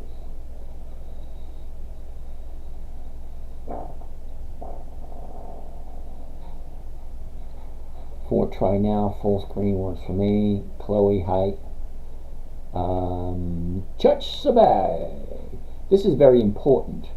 What are your thoughts on energy companies for the next 10 years like Chevron? Well, Church, I don't look at my investments that way. Seriously, I don't. When I look at an investment, this is what I look at. How consistent are they with their increased dividends? That means, are they consistently profitable? If they're consistently profitable, great. Then I put them into the calendar. All right? Then I look at the calendar. That tells me when to look at a company. I honestly could care less if they made paper plates, or if they pumped oil, or they made dishes, or I honestly don't care what they do, as long as they do it right and do it well. What does that mean? What do I mean by that? Well, I don't care if they make paper cups. As long as they're good at it, and as long as they're consistently increasing their dividends for 20 consecutive years, that means for 20 years they're profitable, and they're profitable enough to share the profits with their investors. And that's you and me. We are the investors. So once I figure out what companies that is, you have the Dividend Kings, Dividend Aristocrats, Dividend Champions, Dividend Contenders, Warren Buffett's list. Okay, that's all 300 companies. I take it and stick it to a calendar. Okay, Bank, Mellon, and Caterpillar on the same day. Two totally different industries. One's banking and one's heavy machinery. Why are they both on the same day? Well, because they pay the dividend on the same day. Do I really care what they do? No, I don't. I honestly don't care what they do. I care that they do it well and that they're consistently profitable, because this is my money that I'm investing. When I invest my money into a company, nobody has more interest in my money except for me. Well, and my kids and my ex-wife. But anyway, seriously. Okay, if you're investing your money, think long and hard where you put your money. Me, only profitable companies. And profitable companies that have historical performance, 20 years or more. Because there's 9,598 companies available for me to invest in at any time. Why would I want to do something other than a profitable company? It's like, what the hell are you thinking putting your money into a company that's not profitable? No one to blame but yourself. All right, let's move on. Albert, you want to look at Tesla? No dividends, Albert. Bubbles, OMG, how are you? Happy person, recession. Okay, you don't say that word out loud. Because once you say that word, someone repeats it, and then they repeat it, then they repeat it, then it's on people's minds. So what's coming? Oh, recession. Yeah, don't say that. DuPont, will it go up tomorrow? Felix, you want to take a look at DuPont? DuPont.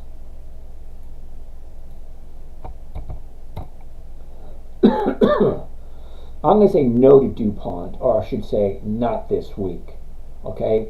Because, all right, ask yourself this question. Okay, I don't remember who asked the question about DuPont, but think of it logically, okay? You're DuPont. Look at where it is.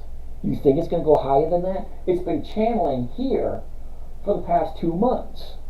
Okay, for some strange reason, she jumped out up to here. And then today was profit taking. What do you think is going to happen tomorrow? Well, tomorrow there's going to be more profit taking. More than likely. And then it'll be enough profit taking until come back down here to where we are more comfortable. When I say we, I mean you and I. We are the buyers, we are the sellers. We're the ones that create this mess. Okay, the market maker is just opening up the doors and we're rushing in and say, oh, I like it, oh, I don't like it, oh, I like it, oh, I don't like it. That's all we're doing. There's so many people saying, oh, I like it, oh, I don't like it. And then that's what creates this mess, the highs and lows. Anyway, so the way I'm looking at it, now, I'm not giving you advice on this one, but it don't look like it's going up tomorrow. I mean, it might because of the amount of down it had today. Okay, so if it's truly going to the upside, and this is just a little glitch, it could be a possibility because a lot of stuff tanked today. Ouch, 91,000, yeah, alright, yeah. Damon, me also in different baskets. So but other than that, okay, alright. Hey, y'all, it's Meemaw. Hey, Meemaw, how you doing? I bought a timeshare once and immediately regretted it. I had to go back out the next day. Okay. What did your wife? Yeah, it was, let's just say at my house, it was very uncomfortable for a couple of weeks. She just kind of looked at me and said, yeah, what the hell are you going to do now? Can you picture your wife or your husband saying, yeah, nice, now what are you going to do? For your information, he's reading the questions on his YouTube Live. Well, actually, Stan, I have YouTube Live here, I have TikTok here, I have Instagram here, I have Facebook over here, and then I have another computer down here. So I have a lot of questions that I have to go through. And sometimes I don't get to every question as quickly as possible. You know, but I try. I'm doing my best. And so until I have, what do you call it? A producer who actually does all that for me, and I just do the talking and the pointing. Yeah, until then, you gotta do that. 20% drop on Intel. Yeah, Badfish, we already saw that. Intel suspending its dividend. That's the second time I heard that tonight. Sheila, can you roll over a stock on Friday before its expiration? Yep. Or do you have to roll over on a Monday? No, Sheila. Now remember, I asked you to remind me to take a look at something tonight. So do you remember what that was? Number one, and number two, I'm going to see you tomorrow afternoon around 3 o'clock. So we're going to talk about those positions that you were thinking about. Now one of them, I'm pretty sure was CMG. Okay, so CMG, which I normally don't do. Enjoy your evening and see you tomorrow evening. All right, Larry. Have a good night. So Sheila, I'm pretty sure one of them you want to take a look at is CMG. So as you can see, the nice run up. Last October, we're at 35.59. Okay, and then she doubles almost doubles in price. Pretty damn close to doubling in price. to almost $70 within a 6-month time frame. That's 6 months? 1, 2, 3, 4, 5, 6, 7, 8. 8 months time frame, doubled in price in 8 months. Okay, well, there's going to be profit taking. And there was right here. Okay, here's your profit taking. And right here at 50, I'm going to want to take a look at that a little bit closer. Okay, so here's the high way over there. Oops, let me do this. The high way over here, and then she drops. And here's our 30-day bottom. Now we thought last week, we thought this was our 30-day bottom. See it? Because you have your 30-day bottom, and then 2 days to the upside. So me, and I believe Sheila did the same thing. Okay, not that I told her to. She did it on her own. Jumped in here. Where was it? Wait. Yeah, we jumped in right here, which we thought was a good place to jump into. And that was 53. Okay, well, what happened this week? She dropped down to 50. All right, so 49.49. So that's the new bottom right there. 1, 2 days to the upside. Perfect opportunity to jump right there at 53. Now, both her and I both sold the 51s, which is going to be a little bit of an issue because we're at 53. All right, so if she pulled back today, tomorrow morning, we're going to see if she pulls back again or continues to go up. If she continues to go up, both you and I, Sheila, are going to need to roll this forward. Okay, so I believe you do have my personal phone number because you are on the morning trading group. So you can send me a direct message tomorrow morning because we're not going to be on until 3:30. But it might be a good idea if you and I jumped on a call in the morning, and anyone else who has a concern like this. Because you and I are in the same boat on this one, and you're still new, and I want to make sure that you have all the options that you need. Okay? Brandon, Intel cut dividends, laying off 15,000 people.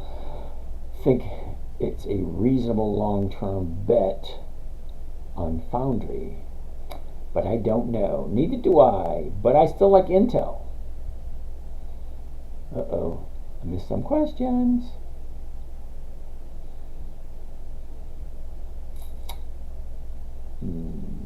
I thought so too, wondering what's up. All right. What to do if you sold covered calls is in the money? Well, 3. Okay, the way I look at it, now I'm not 100% sure I understand what you're asking, but let me just see if I can explain it a little bit. If I buy a company, right, 53, this one's going at 53.38, great. If I buy it at 53.38 and I sell the 53s or the 54s to someone else so that they can take advantage if the stock goes up, once you sell a covered call, you can't do anything with that stock because it's tied up with that contract. So an option actually is a legal binding contract. Okay, if you sell a contract, an options contract, you sell a covered call, and you take the money, well, you just entered a legal binding contract. Okay, it's a time, consideration, meeting of the minds, and a beginning date, ending date. Okay, so you need 4 items to make a contract legal. Okay, beginning date and ending date, terms, meeting of the minds, and consideration. Once you take that money, you are locked in until you buy that back and get released and release those shares. Because once you buy the shares, they're yours to do with as you please. But once you sell a covered call against them, you've now gave someone else those rights until the option expires. Now, if you did that this week, your option is going to expire tomorrow. So you have between tomorrow morning and tomorrow afternoon to figure out what you want to do. 86 is here. 3, the goal is to have the shares taken away. Yep, that's the goal. This guy probably had money in Intel. Yes, I did. 2 weeks ago, I got out of Intel. Does the chart change from overnight bidding? Do we get to see the charts after night bidding is done? No, terribly sorry, because the chart you're seeing here is Monday through Friday, 9:30 to 4. That's it. After hours and before hours, they're not on there. Dude stuff. This is technical analysis. Well, kind of yes, kind of no. Why is there someone in the bottom right corner? Oh, believe it or not, I am trying to get traffic to my other website. Now, I told you guys there's 27 scammers pretending to be me. So when I say this is the only TikTok channel I have, well, now I have a second one, and that is the 10-minute trade. That's going to handle a couple of different trading strategies that I'm not teaching here. So on this channel, it's on one strategy only. Okay, simple, safe, predictable, consistent, the one I taught my daughter. The other channel is going to be dividend capturing, which is for people who don't have enough money to buy 100 shares of this or 100 shares of that. Okay, people starting off a little bit lower. I don't know, I'm just giving it a test, see how it is. Because not everybody has, you know, 20, 30, 50, $100,000. Alright, GD. CHX yo-yos every month. Is that an ideal pattern if the premium pay? Is there a better pattern? We're going to take a look at that in a second. CHX. I don't think I've ever heard of them. CHX. Champion. That is definitely not what I call channeling. Okay? Look, all over the place. Up, down, up, down, up, down. I'll show you channeling. You ready? Here's channeling right here. Do you see that right here? Between 18 and 20. For 7 months, it just kind of went sideways. Okay? We made a bunch of money. There's a bunch of us here that made a bunch of money on Macy's this year because we started trading in January. Now remember, this year I always reset at the beginning of the year. So at the beginning of next year, the account will be, you know, 0 profit for the year, and then, you know, it starts from ground zero again. Okay, but at this moment in time, we started January 2nd to where we are now. And I bought Macy's almost every single week. We're on week number 31, and I know it's been over 20 weeks. 20 weeks I bought and sold Macy's. Because the numbers just work. You look at it now. 1680. Okay, the 17s are going for 30 cents. If the stock goes up, I get an additional 20 cents. So I'm walking away with 50 cents on a $17 position. Well, that's more than 2.5%. It is what it is. What's your thoughts on MU? Okay, so GD. Yeah, this is what channeling looks like. Okay, let's just go like this. Okay, that's what channeling looks like. Okay, bottom, the top. How many times can you do it? 1, 2, 3, 4, 5, 6, 7, 8, 9, 10, 11, 12, 13 times. Okay. MU. What's my thoughts on MU? MU. Micron Technology. Well, she's a little bit down. She's got weeklies. Let's see how well they pay all their dividends. Because it always comes down to that. Because if you think about it, if you're putting your money somewhere, great. More power to you. Okay, for me, I want to make sure the company's profitable. The only way I can tell if they're profitable is how well have they increased their dividends. Yeah, I'm going to say no. Sorry, take a look. 2021 is they first started paying dividends. They've only been paying dividends for 3 years. Okay, how, you know, anyone can get a good start. 3 years is nothing when you're coming into business. I'm talking about companies that have 2 decades. Some of the dividend kings have 60 years of increased dividends. How do you know when a dividend announcement, declaration, and payout is? Will, good question.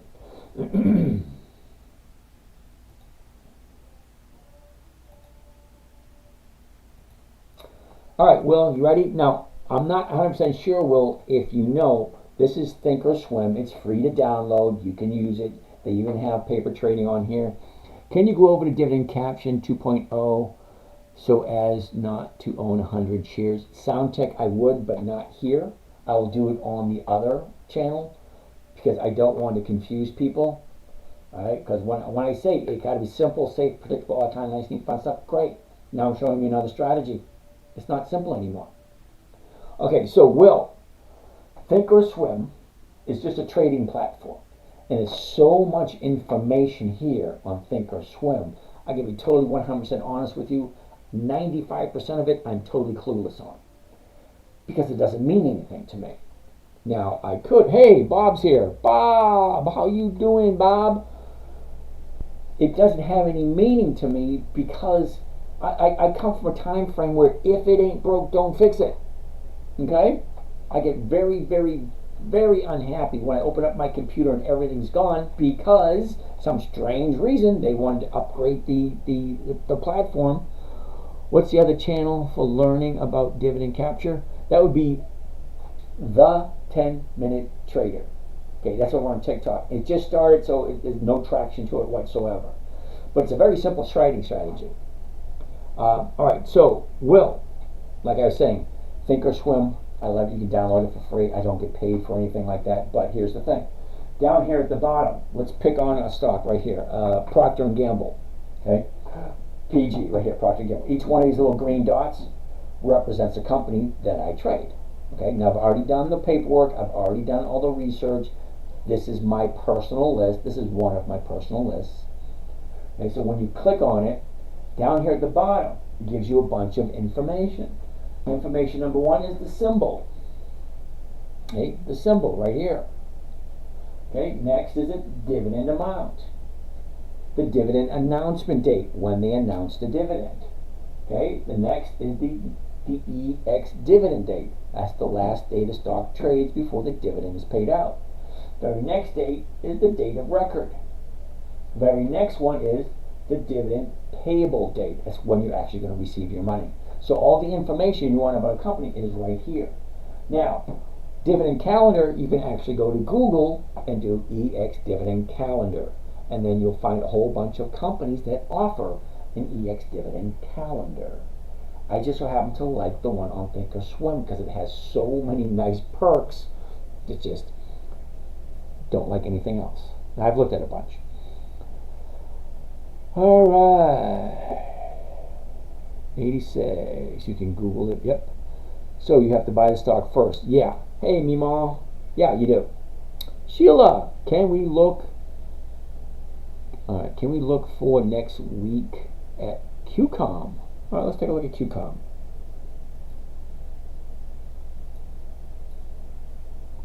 QCOM. Interesting. Another stock that dropped today. Very first thing, high, low, or was it? Where is it? What direction it's going? Blah blah blah. Now I want to take a look at the numbers. The numbers are 164.66. Okay, looking at the 165s. All right, that number can't be real. $4. Okay, that's a 3% trade or 4% trade. Okay, if I buy it at 64.66, sell 165s at 4.15. That's a nice little premium. It is. But let's look at the chart. It's going to be a no, but still the numbers are great. Here's the bottom here. There's the top there. Let's take a look and see what they actually tell us. A year ago, we're at 131.32. Bottomed out the end of October at 102.71. Okay, 102.71. So from the bottom, the end of October, till the middle of June, this thing more than doubled in price. Well, of course there's going to be profit taking. Think about it. You bought something in October, then now it's worth twice as much. You know what they say, they ain't profit until you take it.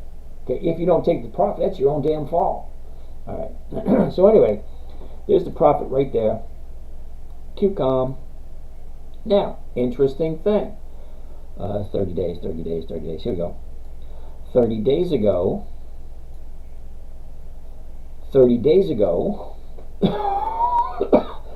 we opened up at 199.47. And looks almost like, I'm going to call this a triple high. All right? A triple high. On the 8th, 210.44. On the 11th, 210.13. On the 16th, 211.09. So it's all pretty much resistance. So if it was worth 211, 212, 213, it would have hit it, but it didn't. So that's the resistance right there at 210. Okay, so from 210, she drops down to 164. That is a $45 drop. Okay? From the, what is that? The second week of April to the first week of August. That's a huge freaking drop. That's a $45 drop. A $45 drop on a $200 stock. That's a 20% drop. That's a big drop. So what's going to happen? Well, eventually they're going to find their bottom. So we're going to write for next week, QCOM. It'd be funny. It's already written down here. It is. It's already written down for next week. So we're one step ahead of everyone. Okay, so Sheila. Yeah, I would sit and I would just wait and see what happens tomorrow, what happens Monday, what happens Tuesday. And as soon as the bottom shows up, yeah, then take a look at the numbers, see what the numbers look like then. At the moment, they look great. But doesn't mean anything because it's going to be a no for this week. All right, next. Let's do a couple more questions. Austin, how are you today? So, do you have to buy the stock first? Yes, Mima, you do. Okay, Sheila, we looked at QCOM. Oh, I got 25 questions to go.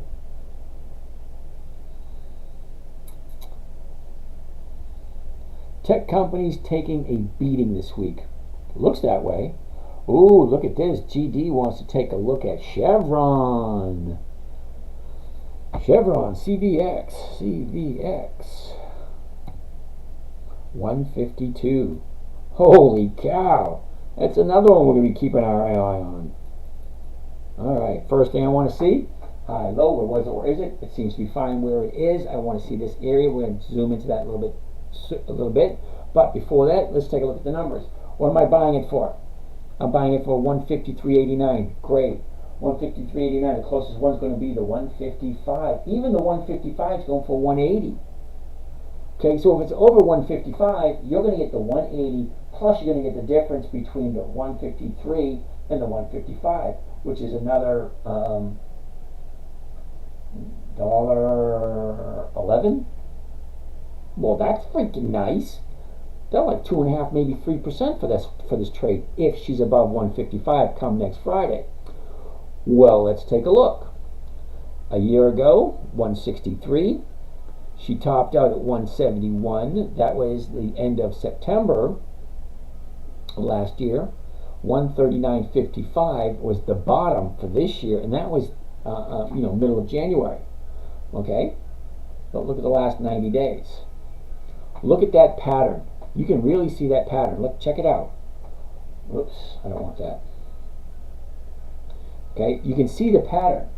Down, up, down, up, down, up, down, up, down, up, down, up, down. Okay, where's it going next? More than likely it's going to go up. But the pattern, look at the time frame. 2 weeks, 2 weeks. That's a week, that's a week, that's a week, that's a week.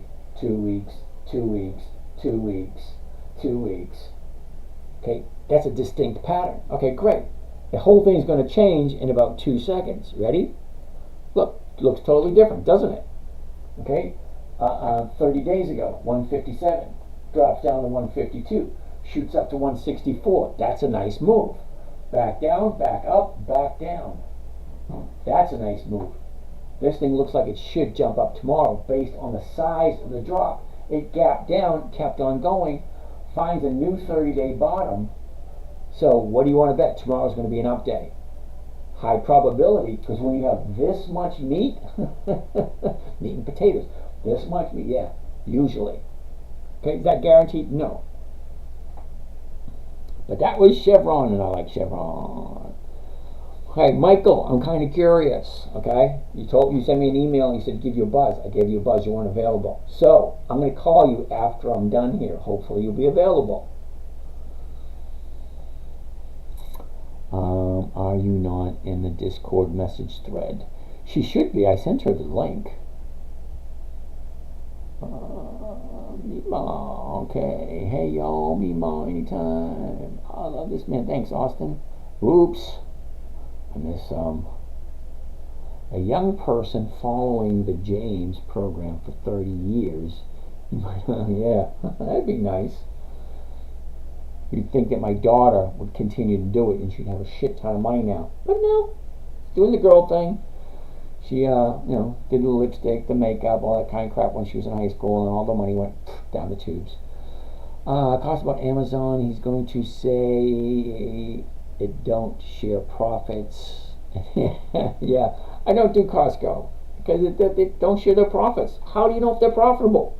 Now I have to go in and look at all the books and look and read those quarterly reports and annual reports. It's so much easier just looking. Hey, you got a dividend last year? Great.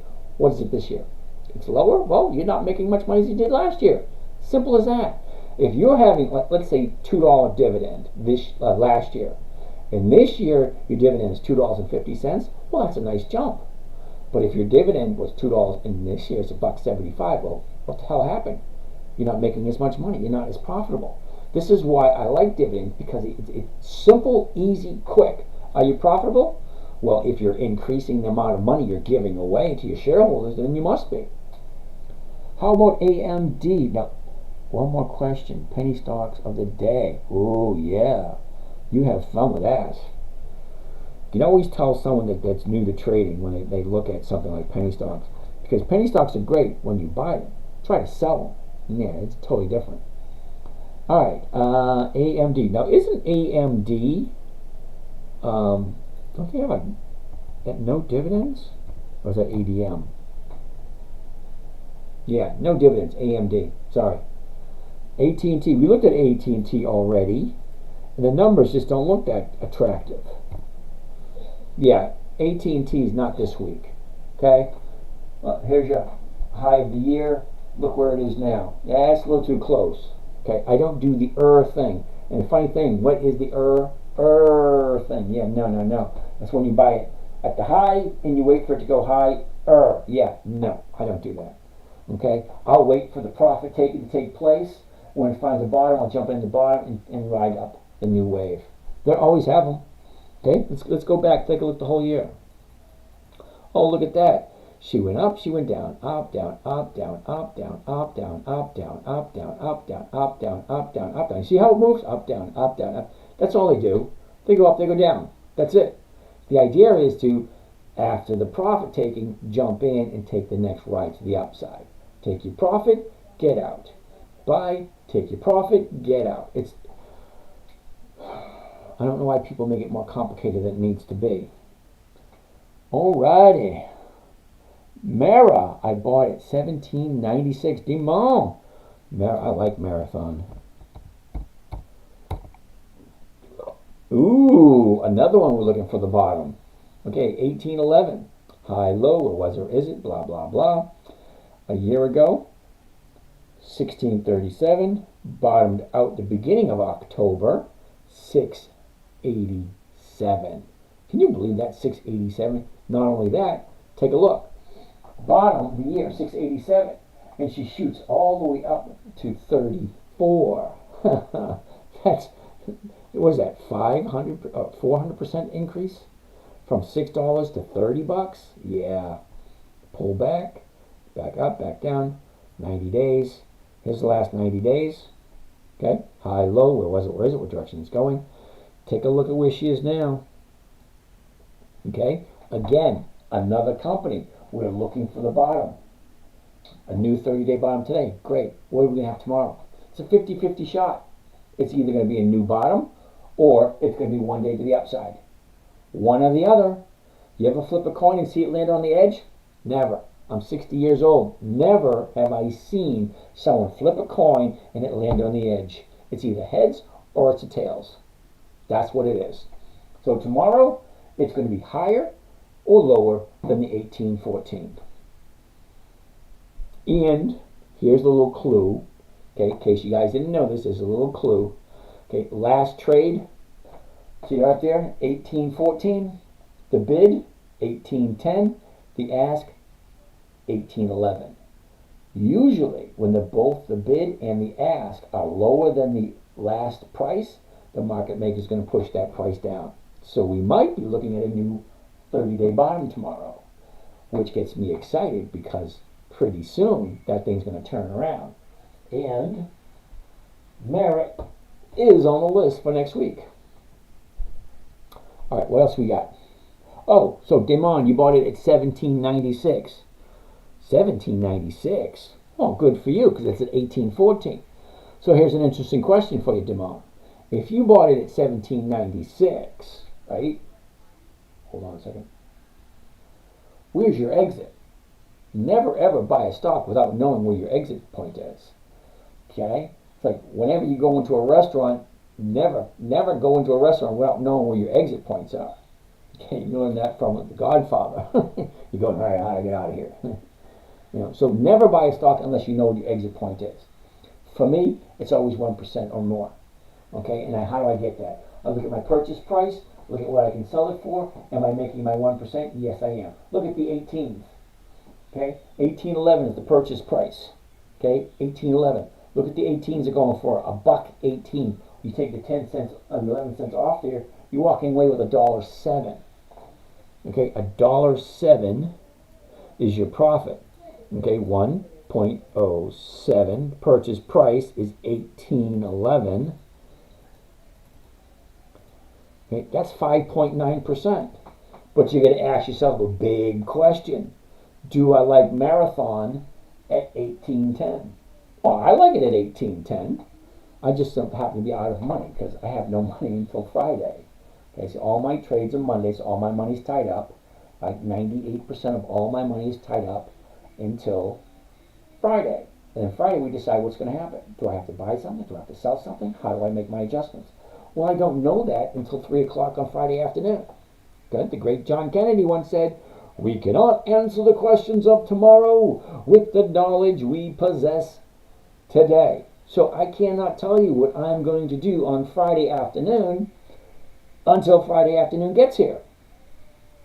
Okay, other than that, it's just basically a waste of time. Well, what if it goes down? What if it goes up? Those are all what ifs. They don't really mean anything. Sheila, little baby dinosaur, thank you. That's sweet of you. Okay, so no penny stocks. Thanks, 86. GD. Uh-oh.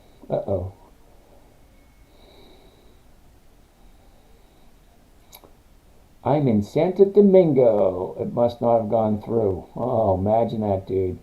But I will be calling. But Wi-Fi calling is on now. Wi-Fi calling. So I might be able to talk to you on Facebook, FaceTime. But I can't call Santo Domingo. Mr. Fencing, SYM. Now, Mr. Fencing, you're new here. Okay, I've never heard of SYM. I'm going to throw it in there and give you my opinion. But if I've never heard of it, more than likely it's going to be a no. So, Symbotic Inc. Okay, it's got weekly options. Cool. Well, SYM.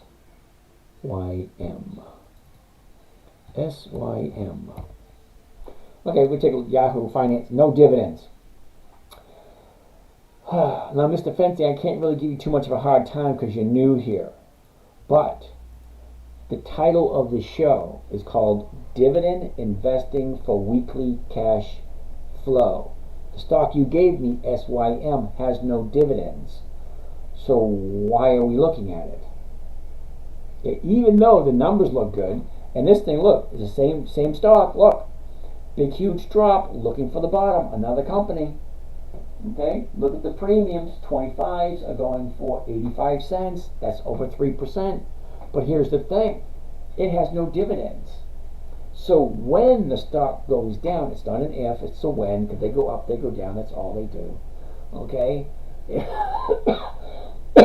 If they're not profitable, how would I know if it's a good company or not? It means I gotta read all that information. Okay, I gotta look 10 years worth of quarterly reports to see if they're profitable or not. I don't want to do that. I already have 300 companies that actually fit my parameters. So why do I want 301 that doesn't fit my parameters? Even though it's offering a 3%, look at it. 24.75, the 25s are going for 85 cents. That's more than 3%. And then you have the difference between the 24.75 and the 25, which is another 25. You add that 25 onto the 85, now you're at 110. Or is that 120? Okay, but still, okay? Still, no dividends, no thank you. Sorry. Michael Dave Robinson, I don't have Discord. Alright, Sheila, I'm going to have to send you the Discord link. Alright, that way everyone chats to each other and they come up with... They have some really cool stuff on the Discord. Yeah, I wish I knew how to use it. Alright. What do you think of Dutch Brothers and Disney? Dutch Brothers I never heard of. That's going to be a no automatically. So if you think you can sneak one by me that I haven't seen already, I've been doing this for 20 years. So if you think there's a stock that I haven't noticed that has 20 years of increased dividends and weekly options, more power to you. I applaud you, but usually not going to happen. Disney, 92.79. Okay. A year ago, wait a second, 92 to 93. Ooh, nice premiums. You see the premiums on those? Those are nice. Sweet. All right. A year ago, 89.21. Looks like we have a triple bottom at 78.73. Check it out. 2 there, 1 there. Okay. Yeah. Not here, there doesn't. But that's a triple top. You see that? Triple top. 123.74 on March 28th. 123.53 April 2nd. And 123.69. Right? Not making it to the 124. If it was worth more than 124, it would have hit it, but it didn't.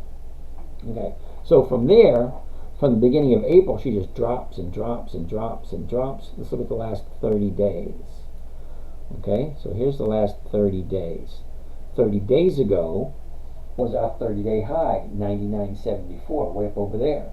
And then she just slowly falls, and then she gaps down. Remember I told you once gaps have a tendency to fill? Look at this gap. Filled Monday and Tuesday. Okay, so bottomed out on the 25th, which was last Thursday. Friday was an up day. Friday was an up day. Monday was an up day. So Tuesday would have been a perfect day to jump in. Okay, right there. Okay, bottom, 1 day, 2 day. Perfect time to jump in right there. Who would have expected this?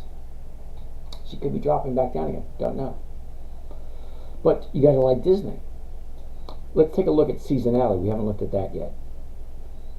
Okay, so seasonality, I'm sure some of you guys know what this is. To my far left is January 1st. Okay, to the right is December 31st. Okay, the blue line represents the movement for this year. This little blue dot right here shows us where we are today, August 1st. Okay, July, August, there we are right here. So, I want to know what's going to happen in the next couple weeks. The red line, that represents 10 years worth of data. 2014, 2015, 2016, 2017. 10 years worth of data on top of one another. Gives me the average movement over the last 10 years. Well, Disney's been around for almost 100 years. Okay? So, what's it going to do for the next week or two? Now, this doesn't tell you what it's going to do. This is going to tell you what did it do on average the first week of August of the last 10 years. Well, for the first week of August of the last 10 years, she's basically went a little to the upside. See it? Right here? This is where they come together. Here's today. Here's today for the last 10 years, going a little bit to the upside. Well, great. I like Disney. But I'm still looking for the 30-day bottom and a couple of days to the upside. Well, we already had that right here. 30-day bottom, a couple of days to the upside. So what is this right here? 2 days pulling back? I don't know. I'll have to wait till tomorrow, see what happens. Is this a little glitch in the system? You know, a little glitch in the matrix, and then tomorrow it fixes itself, it goes back up again. Then look where your 30-day high is. We're up there close to 100. Right here, we're at 93. We'll still got plenty of space to go. All right. That's Disney. Dutch Brothers, sorry, never heard of them. All right, Sage, we already did AT&T. Short Com Scope, never heard of them. What do I think of Dutch Brothers and Disney? All right, we just looked at Disney. Okay, Dutch Brothers, Christian, I've never heard of them. Ooh, Austin wants to look at AGNC. I like AGNC. AGNC. Interesting. Interesting.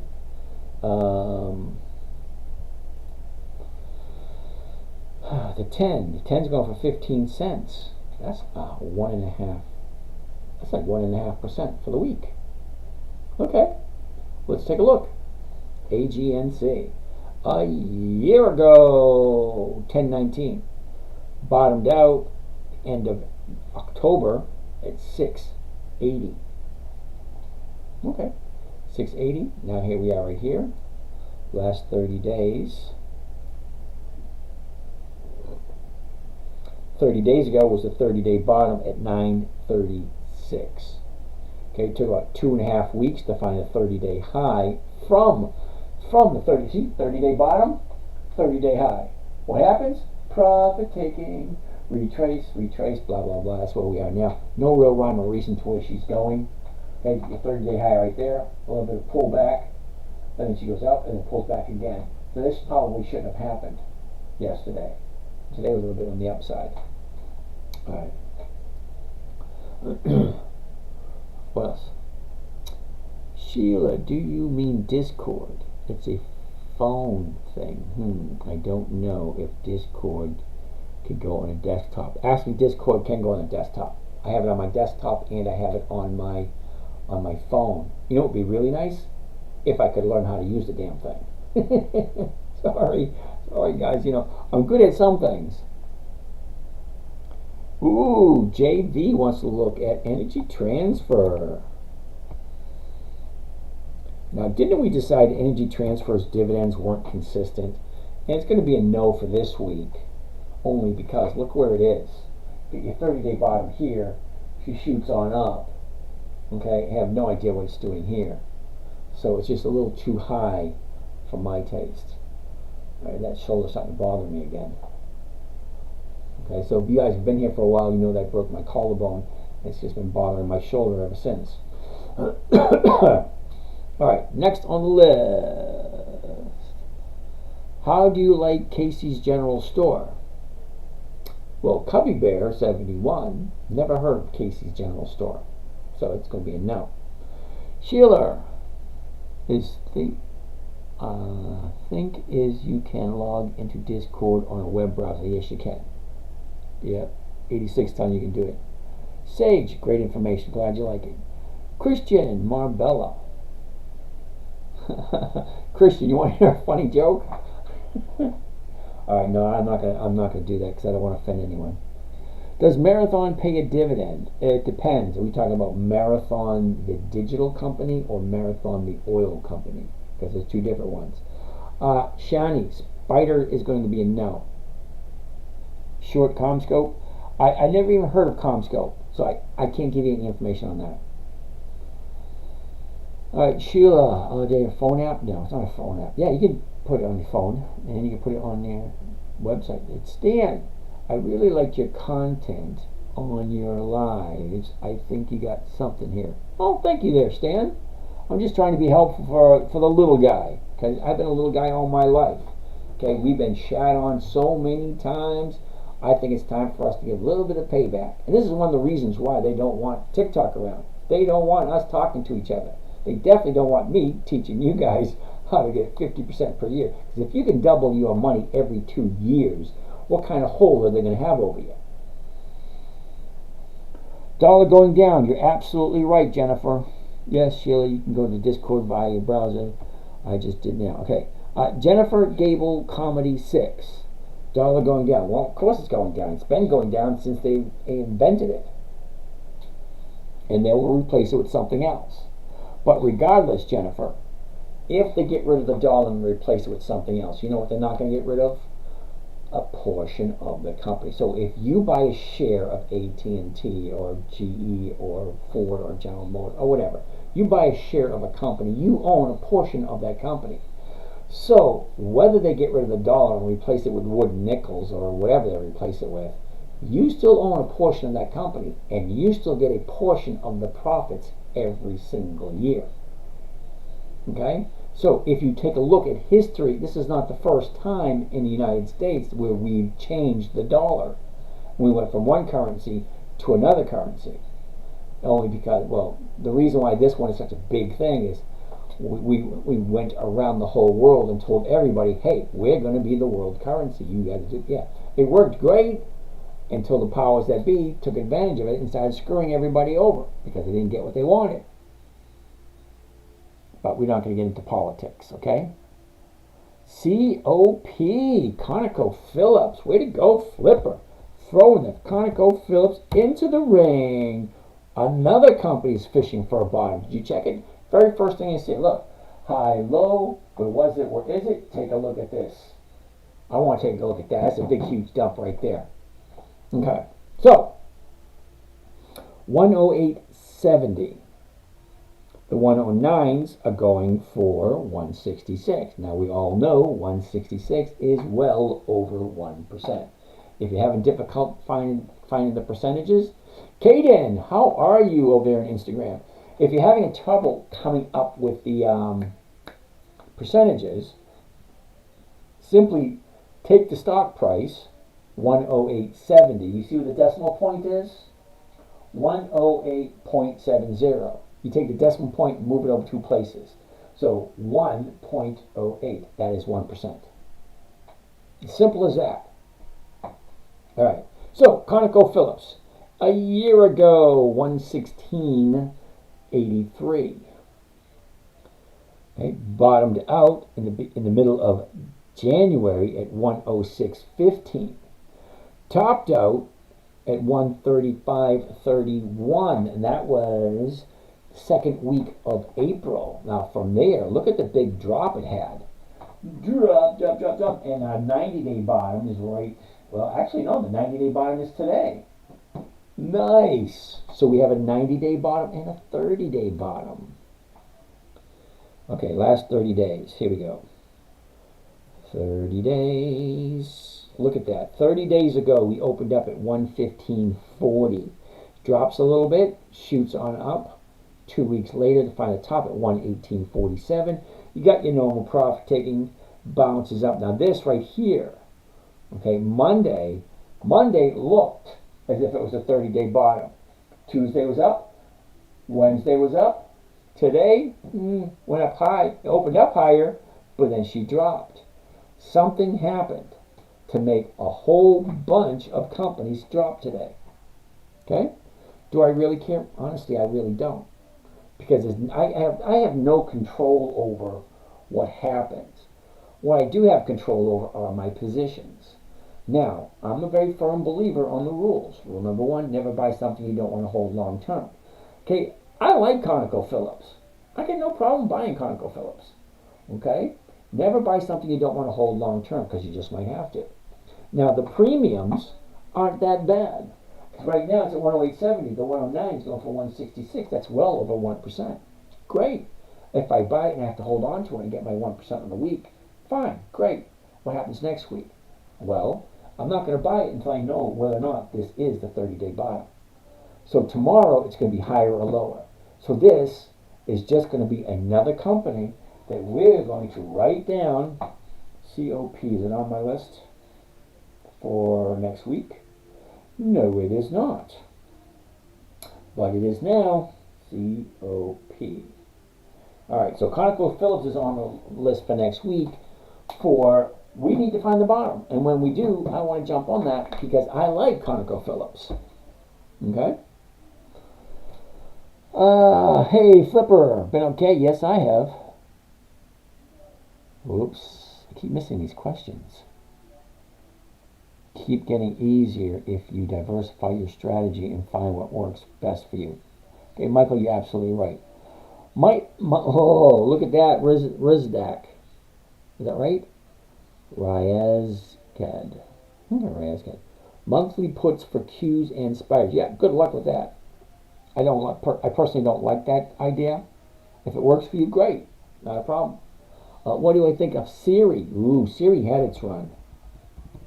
Okay, I'm going to show you something on Siri. I'll tell you why it's already had its run. Now, first thing, high, low, where was it? Where is it? Where's it going? All that stuff. Okay, right now it's at $3.23. The closest strike price is going to be the $3.50. That's going for 4 cents. Well, that's over 1%. Because 1% of $3.23 is 3 cents. Okay, so you're over 1%. Great. A year ago, We're right around 510. Topped out the year at 577. Bottomed out at 245 in May. Yeah, middle of May. Now, from the bottom at middle of May at 247, she shoots on up to the high at 417. Just a little bit less than double in price. Cool. Pull back, rise, pull back, rise, pull back. Okay, profit taking, whatever you want to call it. So we're sitting at 323. It looks as if she should still go down. But here's the thing. Take a look at seasonality, and what does seasonality tell us? Okay, you really can't mistake that. You see that big jump right there? Well, that's exactly what happened here. Okay, we made this play here, and it corresponded with this movement right there. Now, she's coming to the downside. Okay, that's seasonality. That's what does it normally do every time, well, for the past 10 years. Okay, shoots up, spikes up, has its high in the middle of July, which we took advantage of it, I think, last week or the week after. Then it started to drop down, a little bit spike up, now it's coming back down again. Yeah, so series going to be a no for the next couple of weeks. Okay, at least until we get down into what, so where are we, right here? Okay, now you really can't mistake that for anything else. Okay, beginning of August, all the way through September, to the end of September before she turns around and starts going back up again. So Siri, no for the next 2 months. Why is after hours NASDAQ crashing? Honestly, don't know. Okay, I like to buy stocks as if I was going to hold on to them for a long term, and then I like to sell options against them. If I get out in 5 days, that's ideal. If not, I will hold on to the companies and continue writing covered calls against them, because I'm a firm believer in never buy something you don't want to hold long term. Now, I've already bought my positions. If NASDAQ is crashing and if the stock market is crashing, well, there's nothing I can do about that now. So why waste time taking a look at it, trying to figure it out? I will worry about that tomorrow morning when the market opens. Okay?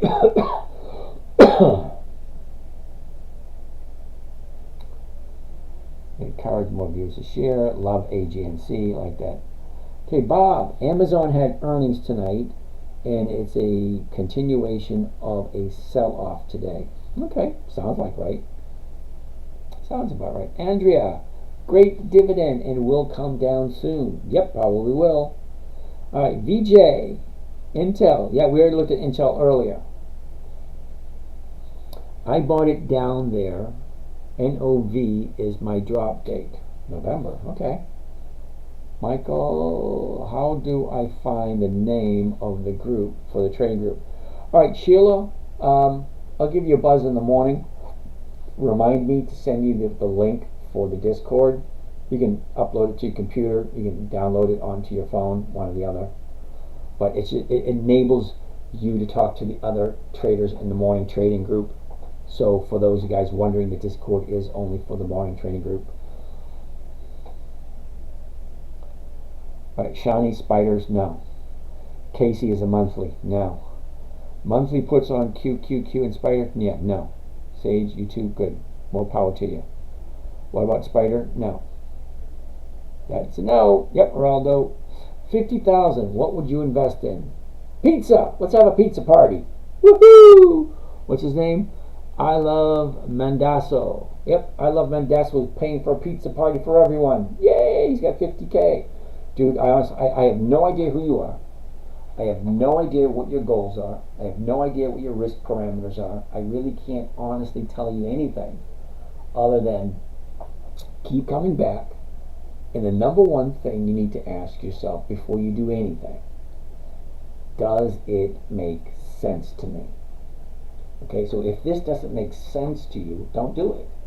It's actually that simple. If it makes sense, great, do it. If it doesn't make sense, don't do it. Okay? Now, I like Siri, but I don't like Siri at the moment because it's not where I want it to be. Okay, let's go back over to here.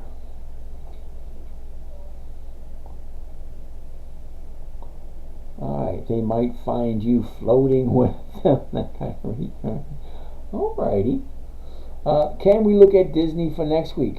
Alright, Sheila, we just looked at Disney a little while ago. Okay.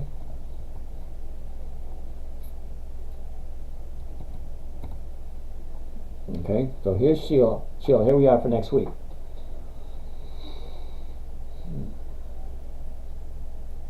Okay, 30 days ago was a 30-day high.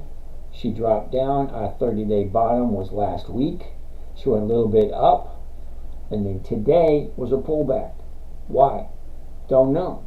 So we'll probably take a good look at Disney tomorrow to find out if this was just a glitch in the matrix, or is this thing still going to the upside? Because it should still go to the upside. Geraldo, I exited all my stocks in QQQ Inspire, and is trapping now. Portfolio is going down crazy. Okay, Rezadak, I don't know how to pronounce that. I'm not quite sure what you're asking for. Cyrus, what was that? I missed. That's no, okay. Cyrus, what did Cyrus say? Cyrus. What stock is RHUS? Never heard of it. RHUS. Yeah, that's a no. It's not even a stock, it's an index.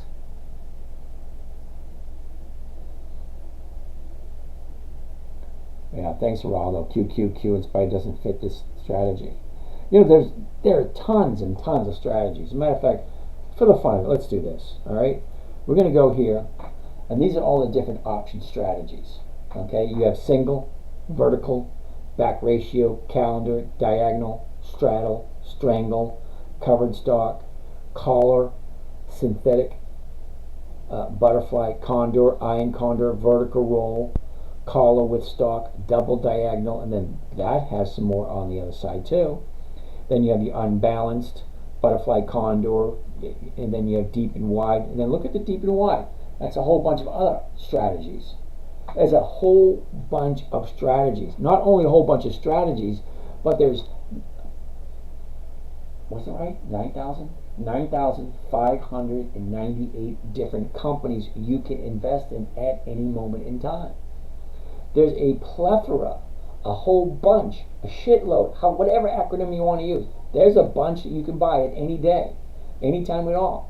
The only reason I'm teaching this one strategy, and only this one strategy, because it's simple, safe, predictable, consistent, and if you do it right, you get 50% per year. If you know a place where you can get 50% per year, 10 or 15 minutes a day, fine. I'll be more than glad to take a look at it. But until then, this is the only thing I want to look at. Because if I spend 10 or 15 minutes in the morning, you know, get up, brush my teeth, do all that kind of nice, neat stuff. Before I have breakfast, I do my quick trades. Boom, I'm done and over with for the rest of my day. I've made my 1% for the week. That 1% for the week pays all my bills. I don't have to go to work anymore. I can hang out with my grandson, go swimming in the pool, have popsicles, eat we had cake and ice cream for breakfast one time.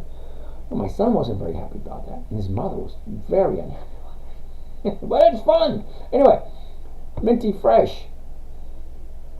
3M, huh? Alright, prayer kit. I'm looking into Intel. Once it hits 20 or 15, we'll do some leap calls. Well, I like leap calls. Okay, that's another interesting way of making money. Now, I've tried some of those. Sometimes they work, sometimes they don't. Minty Fresh. Want to look at 3M? I like 3M. Now, I had 3M earlier this year, and I carried it for 11 weeks before I finally got it and profited. Okay, so I like 3M. 3M's a yes, but 3M is not this week. Look at what happened. She jumped up from 103, shot all the way up to 128. Well, look at this big huge gap here. And look at, this is where she was channeling here from the 100 to the 104, and then she shoots up $20. That's a 20% jump. Well, of course that's going to be profit taking eventually. You can't have this much profit without people saying thank you, see you next time. Anyway, that's just my thought. So I like 3M, but not this week. Then holy cow. So I'm going to go through the last of the questions and we're going to call it a day because we are under 200. If you get an audience of 200 or more, I'll stay, but under 200, I'm done. All right, so let's keep going. Flipper sold 4 puts today, expiring tomorrow on COP. Made 312. EX date next week. Hope I get assigned. Well, cool beans. Tomorrow night. Okay, hopefully you're here tomorrow night. Kind of want to hear how it goes. So far, there's 3 people that I've invited back tomorrow night to find out how well you did with your positions. Okay, so Flipper, I'm kind of interested in how that worked out for you. Geraldo, thanks. Flipper, I am burnt on TM. I have no idea what that means. What's the cost of the morning trading group? Well, the morning trading group's $100 a month. Okay, it may sound like a lot, but you get to have it's just you, me, and a bunch of other people watching the stock market as it opens. We're going through all the trades that I do. Okay, it's great for those just starting out and need, let's say, hand holding or a little bit of guidance, because you can come here every couple of nights, a couple of times, and get a good grasp of what's going on. But until you're actually in front of the computer, okay, live watching, because these numbers right here, they change constantly during the day. So while we're alive making live trades, okay, you have the opportunity to either jump in and do one yourself or just watch what's happening. And it's very educational. And for $100, you have 2 hours a day from 9 a.m. to about 10, 11, whenever we got finished with the questions. Okay, every single day, Monday, Tuesday, Wednesday, Thursday. And Friday, we jump in at 3 o'clock because the market closes at 4. And if we're buying on Monday and the market closes at 4 on Friday, well, I want to make sure that everybody in the group has enough time to take a look at any positions that might be questionable. Hey, can we look at NVIDIA? Ooh, Caden. No. NVIDIA is, okay. It may be in the news, it may be this, it may be that. However, NVIDIA has a 1 penny dividend. No thanks. Okay? 2, NVIDIA has a $2 book value. So while NVIDIA a couple of weeks ago was at $1,200 a share, the book value was still $2. So imagine this, if you will. You buy a share of NVIDIA. What the hell is it now? NVDA. Okay, it's 109. So it's $109. So let's say you buy a stock for $109. For some strange reason, they go to court, and the judge says, all right, done, over with, liquidate, pay off your investors. Guess what you're getting? You're getting $2. Because if you take everything NVIDIA owns, sell it, okay, the book value is everything. You take everything they own, everything they owe, balances out, $2 per share. That's all it's worth. And the dividends for NVIDIA, 1 penny. I honestly don't care that it was $40 and it jumped up to 300. Don't care. Seriously don't. If they're not consistently profitable, I'm not putting my money there. I'm not in a position at my age to put my money into a company and wait 3 to 5 years or a year or 2 or 3 for it to move up so that I can make money. No. I need we humans are the only species on the planet that got to pay to live here. And I got bills to pay. Okay?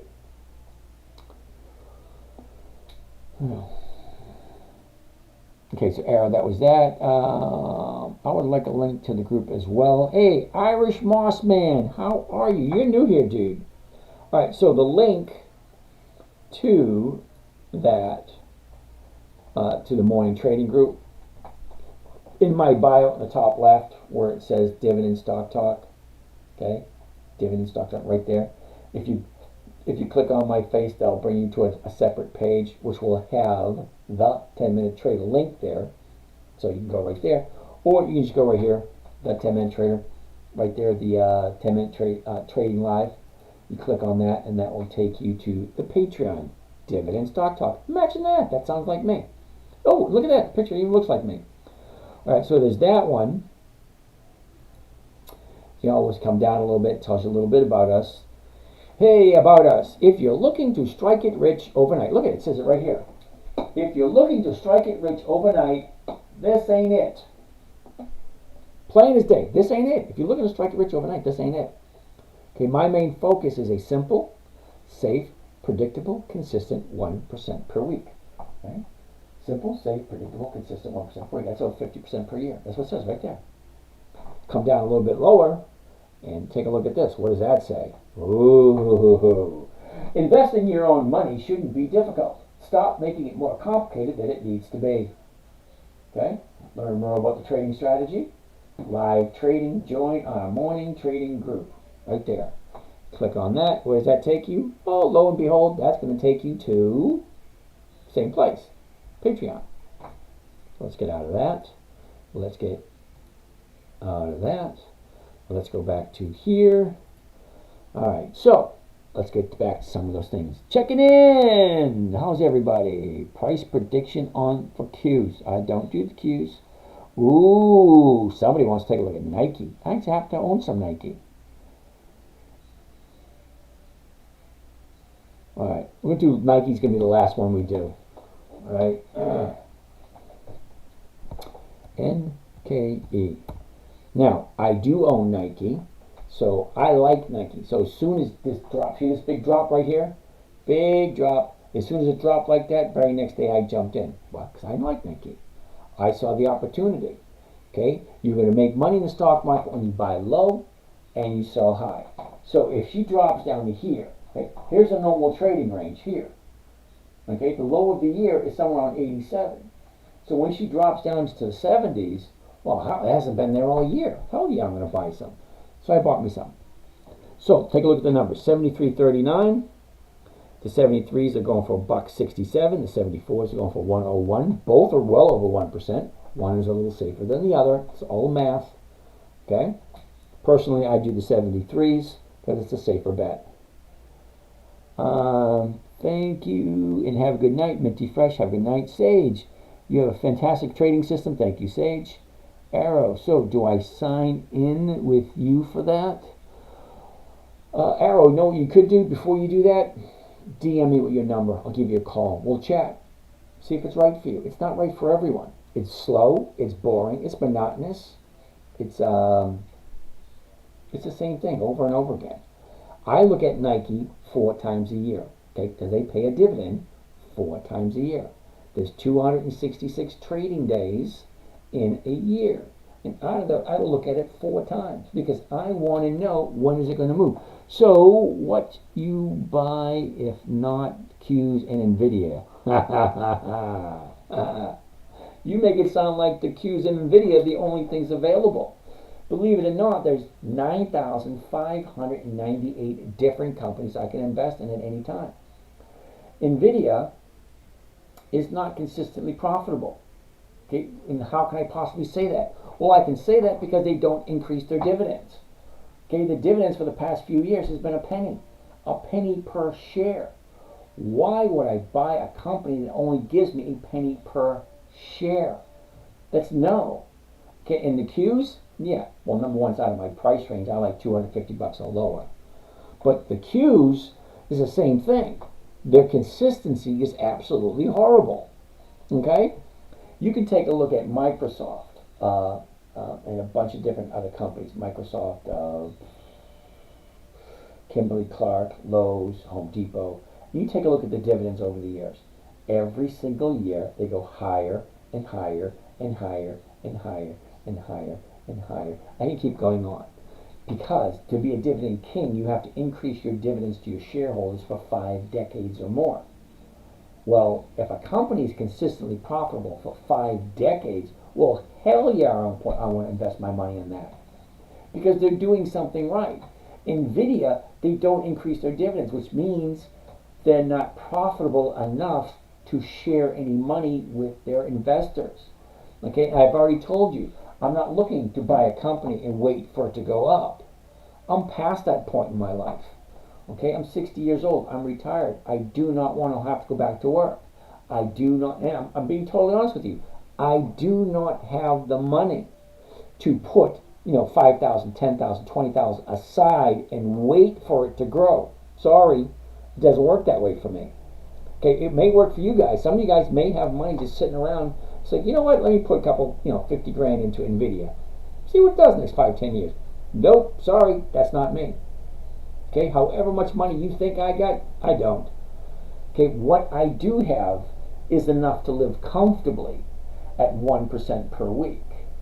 So the little bit of money that I have, okay, take 1% per week, that pays my my credit card bills, my phone bills, my water bills, my food bills, those kind of things. Okay, and I live comfortable with that.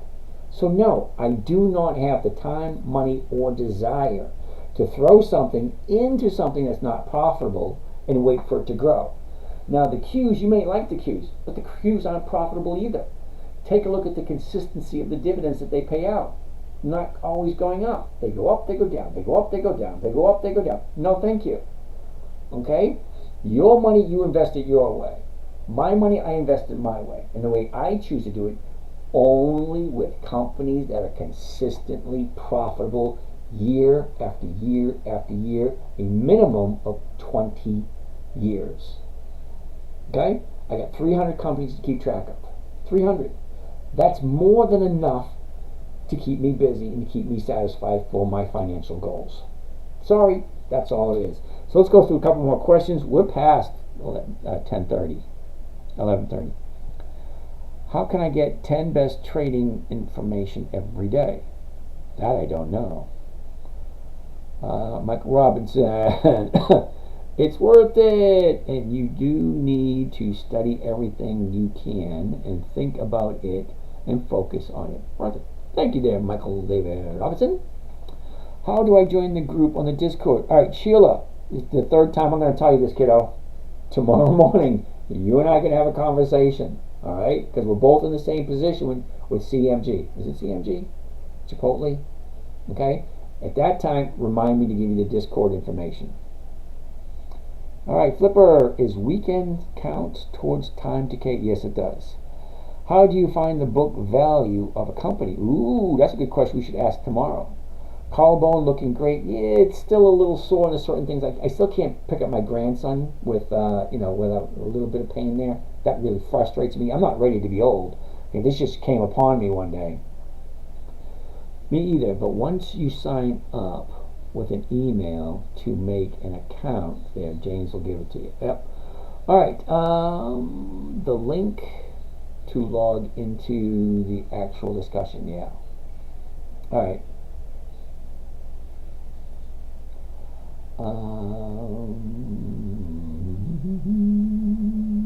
Do you know anything about Serve?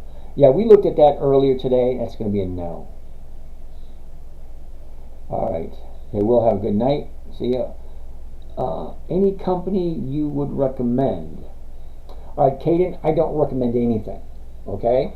Now, I give you guys enough advice. Let's say I give you enough rope to hang yourselves. Okay, when I say a good quality dividend stock, I'm talking about Dividend Kings, Dividend Aristocrats, Dividend Champions, Dividend Contenders, Warren Buffett's list. Between those 5 lists right there is over 300 good quality companies that continuously increase their dividends. Okay? That's a great place to start. As a matter of fact, in my humble opinion, I could be wrong here. You should have all the Dividend Kings on your list, because these companies have proven themselves worthy. Coca-Cola has been in business for over 100 years, and they still consistently increase their dividends for more than 5 decades, consistently every single year. All right. There's a bunch more too. All right, look at this. I finally get to the end of the questions. Woohoo! Hey, Coach Joel, nice to see you again. All right, so it is 10 minutes to 12. Holy crap! Past my bedtime in 10 minutes. I'm gonna turn into a pumpkin. I'm out of here. All right, you guys have a great night, and I'll see you again tomorrow. Now, for those guys, I did tell you we'll see you tomorrow. I want to see what you've done. Great, I want to see that. Have a great night. See you guys tomorrow. I love you. Tomorrow, you're always a day away. Dun dun dun dun dun. Okay, out of there. And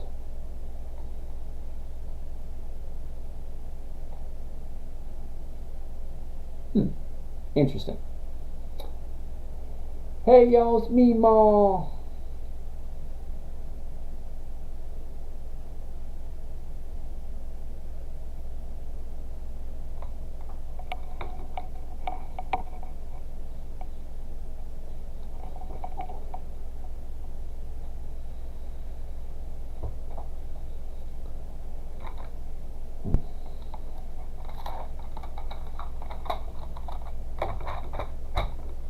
Honey, I'm done.